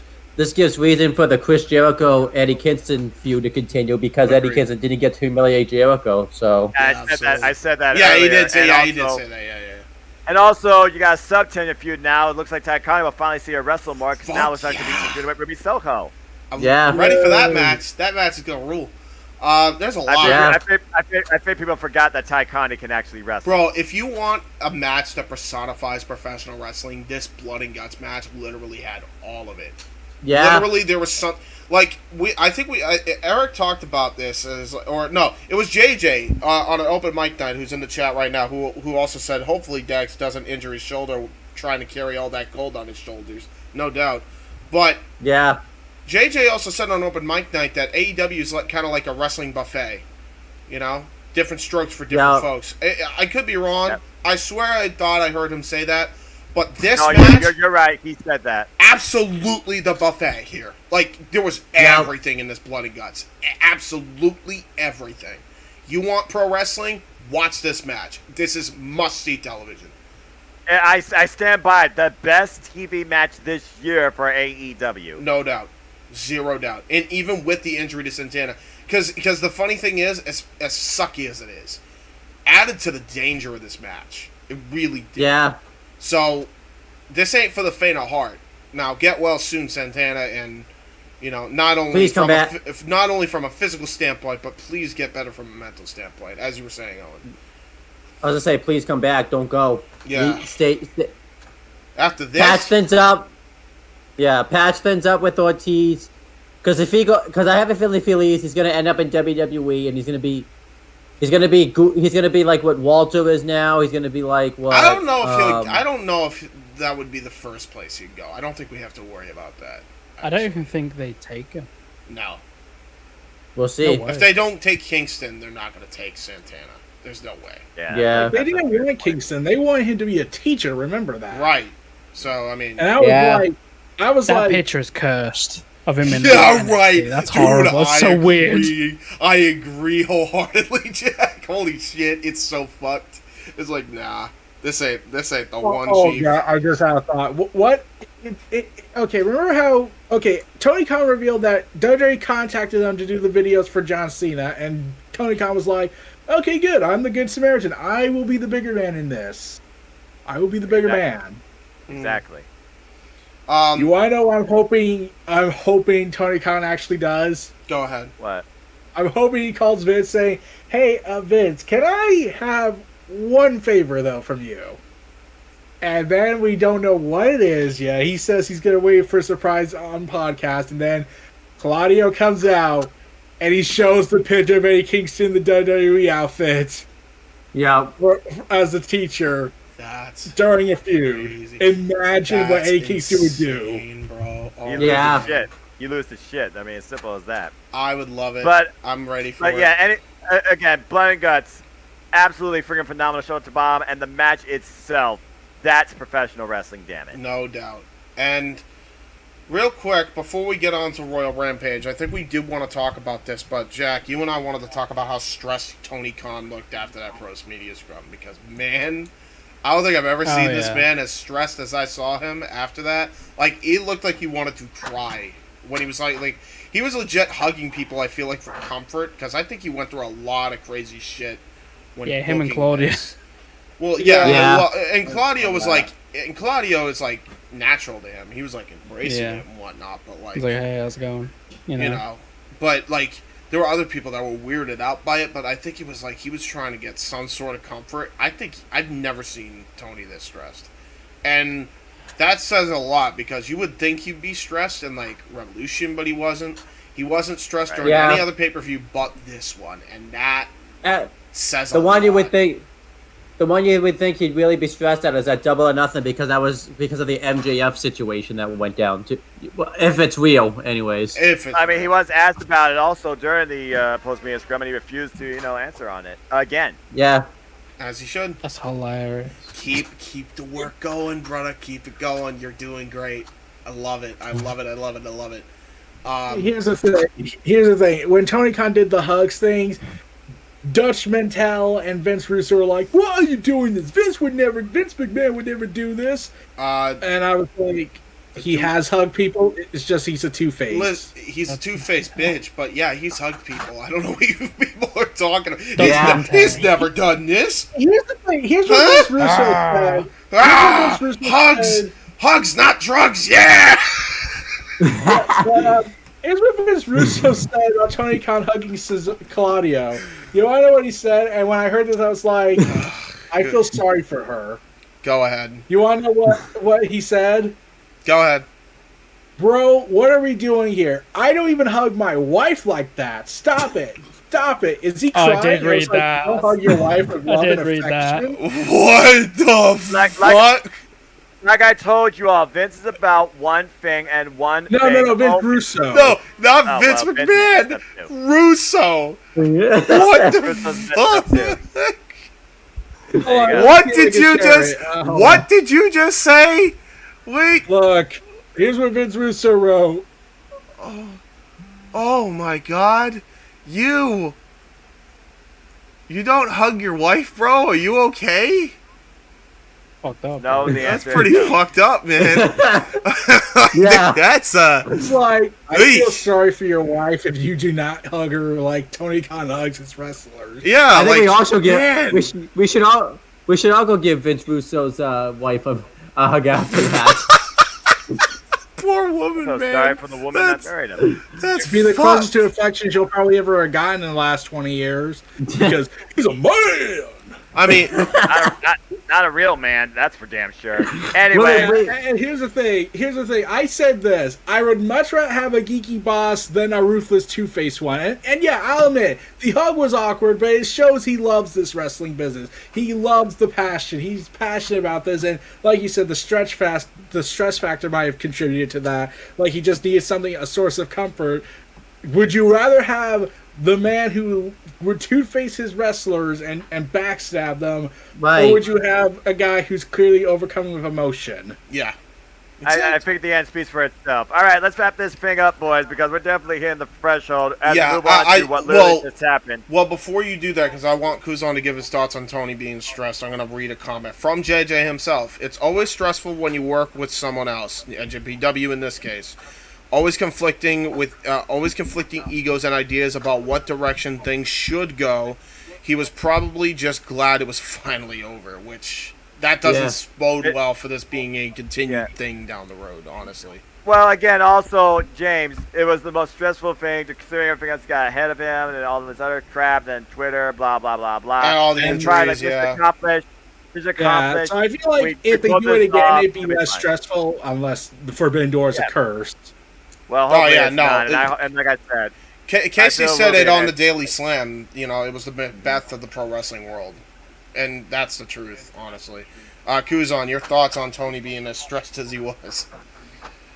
Well, like, it wasn't even like the fact of him being stressed as well. It was like the Jay White interview really like stood out a lot to me because like obviously Jay White's arm was like really messed up. Yeah. And they had the title holder. And, like, if you get the panned out version of it, Jay White's trying to put his title, like the IWGP title, the ugly one, trying to put it on the stand. And the crew are laughing at him. And, like, Jay gets really pissed. Yeah. Like, he starts hazing everyone. Happy. He starts hazing absolutely everyone. He starts accepting questions from people and then not letting them finish the questions. Like, to talk to Tony Khan, and Tony's like, I don't want to be part of this, man. I just want to go home. Yeah. Like, it was... it gets uncomfortable. It's really... I've never seen Jay White do that. And it was really interesting. Like, again, I think there can be... This is a weird thing, because if this happened... and it turns out it wasn't a work, we might then need to start worrying about the MJF thing. I'm not even capping, because, like, that doesn't... Kick him out at that point. Like, get him out there. Like, I don't get that. Yeah, by the look of this. Because, like, even he wasn't like, oh, like he didn't blame Tony Khan, because even he said like, oh, you've been through a lot, you've been stressed, but like he seemed like in the situation, he seemed really, really pissed off. Like he's like, I've been working New Japan, I've been doing so much work to get us to this point, and you guys are laughing at me. It's like, give me some help. The guy tries to put the title like in the stand. No, he doesn't. He actually tries to give it to Jay. And Jay's like, I don't want it given to me. I clearly want it in this fucking thing. Right? Yeah. And you can just like Tony Khan like stands up to put it up himself and goes, thanks, John. Yeah, thanks, John. Don't worry about it. And like I don't know why he was like hazing everyone. Because I guess that's like he was just past the point of like being really angry. But he didn't seem angry at Tony. No. He just seemed angry at the situation. He's like, I don't know if that puts anything in jeopardy. I hope not, but it's still like, I don't know, man. He even said, oh, maybe next time. Maybe next time. I mean, like I said, disagreement, annual thing. We'll wait and see what happens. I hope. Yeah. I hope. There are a few things I would like to say about this. So, the reason why you could also make an argument to work if JY is just, or in the fact that the Fatal 4-Way did not go as planned, and JY was probably very pissed about that. Right? Was he hurt for real? He might have been. Was JY hurt for real? Dude, with New Japan, it don't surprise me. Because his shoulder didn't seem to be working. No, when I mean like how JY was so angry and whatnot, like I recall this, like and someone pointed this out. When he was first starting out in New Japan as the Switchblade, he one time was screaming at a press conference saying, "Someone get me a damn chair." He never sits in it. Yeah. Because he was selling something there. Trying to like command respect. That's true, yeah. Yeah. So I wouldn't be surprised if he was trying to channel all the anger he was feeling and was like, I'll make this for my character. It really put into perspective for me the production value that goes into New Japan's like production for everything. Because you have people dedicated just to have one job to set stuff like that up, and then that becomes an expectation for a New Japan wrestler, right? When they went to AEW, they didn't have all that. They was just like kind of do everything yourself. And for Jay to not have that, it's like, this isn't good enough, bro. Like, you need to fix this. And that's why I was like, ooh, I don't know if this is a work. Yeah. What needs to be fixed that my autism couldn't comprehend? Like the production value of like just so an example would be like in New Japan. Oh, so saw they take the belt off of you originally when you come into the room. They take the belt off of you. They set the belt up. You sit down. They hand you a microphone. You didn't get any of that. That's fair. That's fair. It really puts into perspective. This is why I thought like maybe he's partially selling as a work because in New Japan he did the exact same thing, saying "Someone bring me a damn chair," and he just never sits in it because that's fair. That's like, fair. This should have been given to me right beforehand, but no one respected me. I love how but it's weird because then he also like if it was a work, then what you're saying is he didn't blame Tony either. If it was a work. That's because he's like you know what, man, like look, it's not your fault, it's just it happens. The people suck. shit went awry on the Pro Wrestling Roundtable. You would tell me this fucking same exact thing. It is his responsibility. Even like Tony was like, I take partial responsibility for this, and like Jay's like, look, you know what, man, whatever. Like technically it is Tony's fault because it's his company, right? And he's in charge of all that. But even acknowledge like, hey, I get you're stressed. I thought there was a lot of story to be told there. Like there's a lot to take. Take that and run with it as a work for sure. Yeah, no doubt. Yeah, they should. I would. Mm-hmm. You got a reason for Jay White to come back to AEW and do some good shit. And Or even honestly, the story of like Jay being like, I don't want to come back here, bro. Yeah, I really don't want to come dude, back him here. and Zack Sabre, you get Zack Sabre Jr. to fucking join in with that idea, and then like those two alone could sell that idea. Like they cut really good promos anti AEW. Like it don't matter if you're like, as long as it's a good promo to me, it's a good promo. Put them on TV. You want to know the thing that will always stun me about Jay White? Go for it. He's 29 years old, and he hasn't even reached the 10th anniversary of his wrestling career yet. He said that. Yeah. That's fucking He's only wrestled for insane. 9 years. He's this good at 29? Yeah. Wow. And this is He was probably the getting most other over he's ever people. been. This is probably the most He was over he's getting ever other been. people to like bring up facts, you know, because people were asking him really dumb questions as well. Yeah. And they were like obvious stuff, and he's like, "Well, how many titles have I had?" He's had every single And they were like, title. yeah. Like, well, why? Like, Bro, come on. He has had, like, to put in perspective what Jay White's accomplished in that company, he has held both versions of the current, of his time in as IWGP World title, version 4 and version 5. He's held the Intercontinental title, the US title, the Never Openweight title.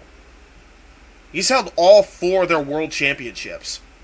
Yeah, he's also the Triple Crown champion and the first Grand Slam champion. Bro, he is and not only is he the first Grand Slam champion, first Grand Slam, because the way Japan does their fucking shit, Grand Slam world champion in one company.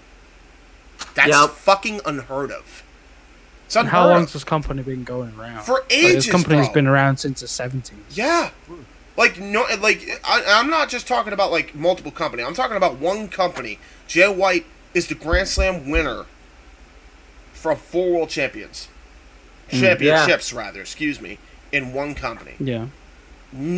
That's going to be a long time before somebody hits that accolade again. In any but here's the company. thing. He was the first Grand Slam winner. The second was Hiroshi Tanahashi. Imagine if Jay White mocks Hiroshi say, I started off losing to you, and now look where I'm at now. Truth. Essentially. All right. Well, yeah, but again, there's only one true ace of pro wrestling. We'll see if Tanahashi Jay White's visited through the G1. We'll see if they're at the ending. We'll see if that's at Wrestle Kingdom. Blah blah blah blah. Okay, let's finish this off since we're pretty sure we gotta go to bed. It's Yeah, past let's the do hour. Royal Rampage, which is the stream we did. That's the main event, boys. Noah, you're up if you want to do it. I mean, what's there to say? We saw 10 men over the top rope battle between 2 respective rings. We still see the tension with Keith Lee and Sage for Strickland. We saw the tag team chemistry of Butcher and the Blade. We saw Bruce get involved and still make it personal with Penta Skiro as both men eliminated each other off the apron, but still with this mask off. And we're still building that feud with Lucha Brothers and Ego Monopolis de Faction. And in the end, it came down to what we didn't expect, honestly, when a lot of our favorites got eliminated. Like, Kazuchika Takeshita was a sleeper, him and Adam Page was eliminated, Haas was eliminated, Orange Cassidy out of nowhere, he was eliminated. I don't think we caught necessarily some of the eliminations. But the way they handled this was, I thought, pretty well for what it was, and it came down to Brody King, Darby Allin, and the fact that he literally noose sleeper hold hang Darby Allin while on the apron in a sleeper hold to just drop him to the floor. Brody King wins, and we got our challenger for John Moxley next week on ATW Dynamite for the AEW Interim World Champion. And the winner of that will face CM Punk to unify the titles. For a match brought back out of a WCW idea once again, World War III, I thought this was very well executed and fun to watch, to say the least. Yes. I agree. Yeah, I agree. Can we talk about the bats on the night, honestly, for this Rampage? Chaos and the Young Bucks, man. Dude. Yeah, specifically it was Yoshihashi and Hiroko Goto, yeah. Should have been If you're going to talk about them, it's Fishamon. Get the name Fishamon, right. Finish up yes. this, Thank you. You're welcome. Hi, you're welcome. Anyway, continue. I love this match because, man, like, the two teams just gel so well together. And what an iconic moment, by the way. Like, the Young Bucks ending the match with a double springboard Meltzer driver. Man, I got flashbacks to Rey Mysterio doing that double springboard on Dean Malenko at freaking, Fall Brawl. That was crazy, dude. That was so awesome. This was great. Love it, love it, love it, love it. That was really cool. Like that, seeing that moment again, seeing the two rings utilized in that fashion again, brought me back some, man. That was cool. That was really cool. It always will bug me why NXT never did that. Yeah, but hey, what can you do?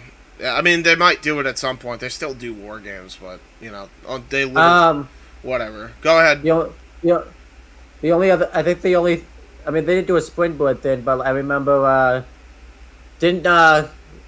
like doing Ciampa, and I know this guy doesn't get talked about in a good light, but it still happened. Velveteen Dream, didn't Ciampa like hit like the Willow's bell like onto like the support thing that like connected? Oh the yeah, two that rings? was fucked up. Yeah, that was a brutal spot. That was a messed up spot. That really could have screwed somebody up. Yeah, I think it did. I think it did screw Ciampa up. That's what like was the start of the beginning of the end of his title run, wasn't it? I swear that was the match. I kept hearing like he was having neck issues. Triple H was trying to protect him, but Vince was like, "Let's triple your schedule because I got something to prove to Triple H." Right, but like that was the start of the neck issues. I'm pretty sure. I think, or did like a little bit afterwards. I think. I mean, I have a feeling it was probably the start. If I had to guess, it was probably the start of it. But it probably him working the main roster for that week is probably what really screwed it up. If he had probably not worked the main roster, working 3 wrestling shows, I think he would have been. I don't even think it would have been that big of an issue. I agree. So we also saw what that led to when it came to the damage that he suffered with his neck that almost took him out altogether. Yeah, for sure. Is there any other match? Is there any other match that we're forgetting other than the women's match? Wait, no. This Rampage. Those are just 2 matches. No, this Rampage was the Rampage Royal and just the 2 matches. Tony Storm and Tyler Rose, which was a very nice closer to say the least with those 2 working together. Which is Hook spoke. Didn't we have Goto and? No, we just talked about it. Yeah, we just talked about it. Yeah, I completely blanked out then, sorry. It's okay. I think we've been on here long enough. They're all at that point. While you guys were like doing stuff, I was doing stuff in the background because I run like 4 leagues. So I was just updating predictions leagues. But that being said, for what Tony Storm and Nyla Rose did, I thought the 2 had great chemistry together. It was really a good match where Tony Storm had to be resourceful to overcome Nyla Rose's power, and countering out an attempted Beast Bomb into a nice roll-up attempt, I thought was very clever because she couldn't lift her or connect her up with the Storm Zero. The whole thing right now is how do you make the Marina Shafir thing work besides giving her more work on AEW Dark or Elevation, as you alluded to, James. And it sounds like we're going to get a tag match with Thunder Rose and Tony Storm, who came out on Tony Storm's behalf, serving for the post-match beatdown. I think I have an idea. What's on your mind, Eric? Maria Shafir to like not rack up wins if you want that and still have her work to learn. Yes. AEW has connections since they are more inclusive. Excursion. Can I just say this? Because listen, go ahead. She has trained for years in NXT. She then left NXT. She then trained in the Nightmare Factory for months on end. She didn't get it that method. If those methods do not work, I genuinely don't feel like she should be on TV because she was selling terribly bad tonight. It was so obvious. Like, just it's okay that she doesn't understand it. Not everybody can do wrestling, but at that point, it is the promoter's responsibility and more so the talent. But in the wrestling company's case as a whole, the promoter's job to then recognize that and move on. You're releasing all these day one guys. She should be right in with those cuts. I'm sorry. She's not getting it. If she hasn't yet, she won't. I hate to be that guy, man, but it's like, how long do we have to keep giving Marina Shafir and Jessamine Duke chances? Seriously. If they haven't gotten it, they're not going to get it. I mean, Duke is doing her own thing, dude. She's gaming, so she's kind of like, not part of the, not go to the conversation. So join in with the game. Like, do that. Hell, if you want to still be in AEW and want to do something, run the gaming department over there with Uno and Cole. You're friends with Cole. Yeah. Do that. But, like, you're not I hate to be the dickhead, but like, there's no other way to put it. She's just not getting it, dude. I don't know what else you could do to get her to get it finally. You know? Maybe some time in the Indies would do us some good. She already has some times on the Indies. I think she's actually a champion for independent promotion because I've looked at some of her independent work, and she does seem more comfortable in that environment versus AEW. Maybe she just needs like a bit more, just like I don't know what I'm trying to say here. I think maybe what would be good is to give her some opponents that are gonna like give her a challenge, but aren't gonna really like make her feel out of her league. Right. You know? And then you can upgrade her. Basics approach. Yeah, basically. And just more experience will do wonders too, probably. I mean, look at the two matches with Sky Blue. Each one got better than the other, and Sky Blue was the aggressor in the second bout. But then Marina Shafir, she got resourceful and tried to her like a pretzel. I mean, I guess I can't really talk because like it takes me a long time to learn new things. Oh, so like, tell me about your ring cred. Well, I don't. I'm not talking about wrestling. Okay. Other practical things. I can kind of put it out there. Being more proficient in any art or discipline you wish to apply yourself to requires time. It is not simply overnight, and everyone has their own pace in growth and development too. We both can agree that Marina I think Shafir, that's what goes into it. Exactly. Time. Shafir needs to dedicate more time to the craft. It's not like there's a deadline to how good you get, but there is a certain expectation you probably expect if you're putting them on TV. Keeping her on YouTube, keeping her doing her thing, that's fine. That is experience. That is growth and engagement. I think what James is politely trying to say is she's not ready for big, lime, mainstream showcasing on her own. Learn from failure. That's the best way you can think of it. Yeah, Learn from failure. Let her fail, and that's okay. It doesn't have to work. Oh, sorry. I will say this though. At least we can say she is not at the Eva Marie or Nia Jax level. No, not at all. You can't with her MMA background. She's already above both of that. Yeah, absolutely. We already have a threshold where we could go very low. At least she knows when to kick out properly. That much we can give her. Even Jade Cargill has improved. Marina, not so much. Thank you, JJ. You summed up my thoughts there.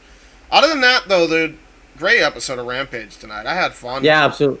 I think we all did. I think it was a great night. You know, good hour wrestling. It was the first. Hook spoke again, by the way, too. Hook spoke again. He talked. He did.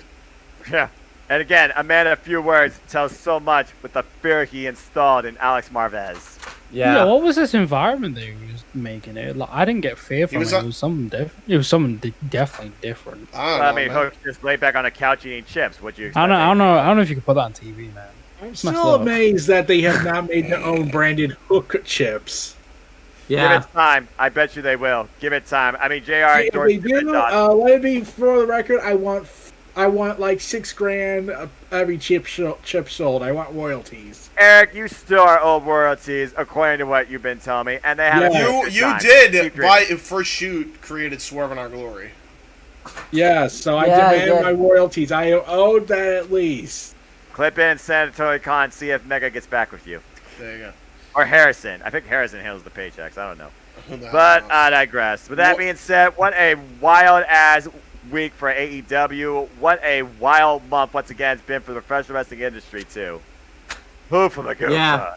What a wild-ass podcast we did tonight again, too. And speaking of that, let's do a rapid-fire plug it. Everybody say plug. We shall plug it. Plug.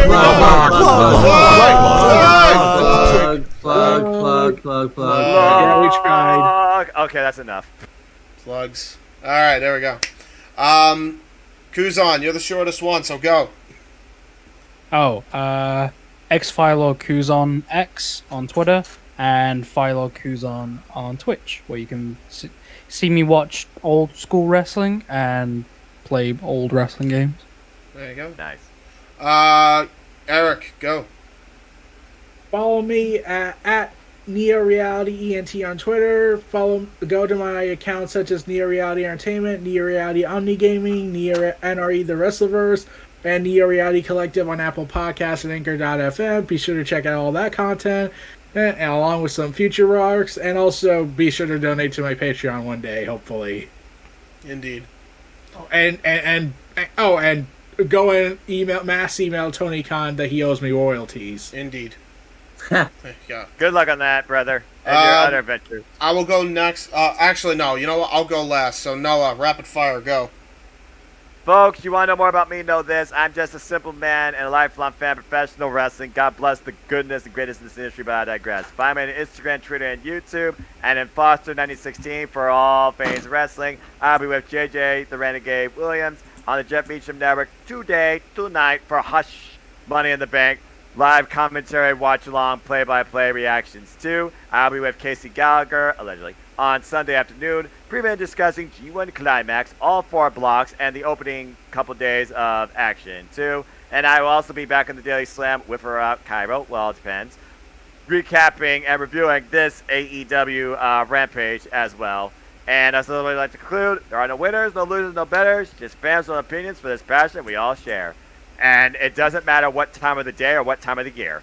At the end of the day, folks, support one another, respect each other, protect your mentality too, and just enjoy life and enjoy professional wrestling too. It's as simple as that. Great working with you, gentlemen, once again. Owen, go ahead. You're next. I think he froze. Why does this happen every time I say rapid fire plugs? This is a fucking curse. This is what it is. Okay, well, it's okay because I know what he's going to plug anyway. Check out Wrestling Fortune 44, well, you will see this aired yet again, this entire stream. It will be aired once again on Saturday at 2 o'clock p.m. Eastern Standard Time, since this was a joint presentation, so check that out. Also, check out AEW Spark every single weekend. That is always posted on the channel randomly whenever it decides to upload and YouTube stops being a dick. Also, check out his other YouTube channels, Owen the Talkinator and CM Brothers. And there he is, after I just got done with his plugs. This is the third time that's happened now, where I've had to plug somebody else. I can't believe you soft-locked him. That's messed up, bro. Oh. Yeah, I plugged your stuff, Owen. Don't worry. I got you. And just let the record show, I am not Danhausen. I did not curse that to happen. Yeah, but I did plug your stuff, Owen. If you want to totally plug it, you can. If there's anything I forgot other than Spark, this rundown, and your other 2 YouTube channels, let me know. I mean, you can check out tomorrow because I'm going to be at Chris Dodge tomorrow, and tomorrow we're going to do retro. Well, that's going to be released raw at the AEW on AEW episode 2, in Boston. So okay, that's gonna be fun. Are you doing that live or no? What do you mean live? I can't go live on my channel. Oh yeah, that's right. So you're pre-recording. All right, pre-record the video. Send it to me right after because I can edit it pretty quick. Okay. Okay. Cool. What? Send it. What, email you it or something? Yeah, send me a link or whatever. It don't matter. Okay, with that said, everyone, yeah, FTW Productions, I'm the last one. Check me out on Jeff Meacham, along with Noah, and along with JJ, who's in the comments right now for Open Mic Night on the Jeff Meacham Network. We are going to be covering 6 big topics tomorrow night, probably around the same time that we started this podcast, around then. Depending on what time Money in the Bank gets over. So I will be there for that. Check it out. Also, check me out on youtube.com/user/jhebert95 or jhebertside95, excuse me. Check me out on Twitter at jhebertside95. Check me out. Check my CAW Wrestling League channel out there, youtube.com/user/WYW Pride. And check out the last watch parties for anything else content related that's coming for FTW Productions, including these 2 boys here and a few of the others that joined us here tonight. We had 2 watch parties this week. We had an Indie Force this week. We had a Button Mashers this week. We are going to apparently be having a retro this week. We have AEW Spark coming and everything in between. So until then, I hope you guys enjoyed.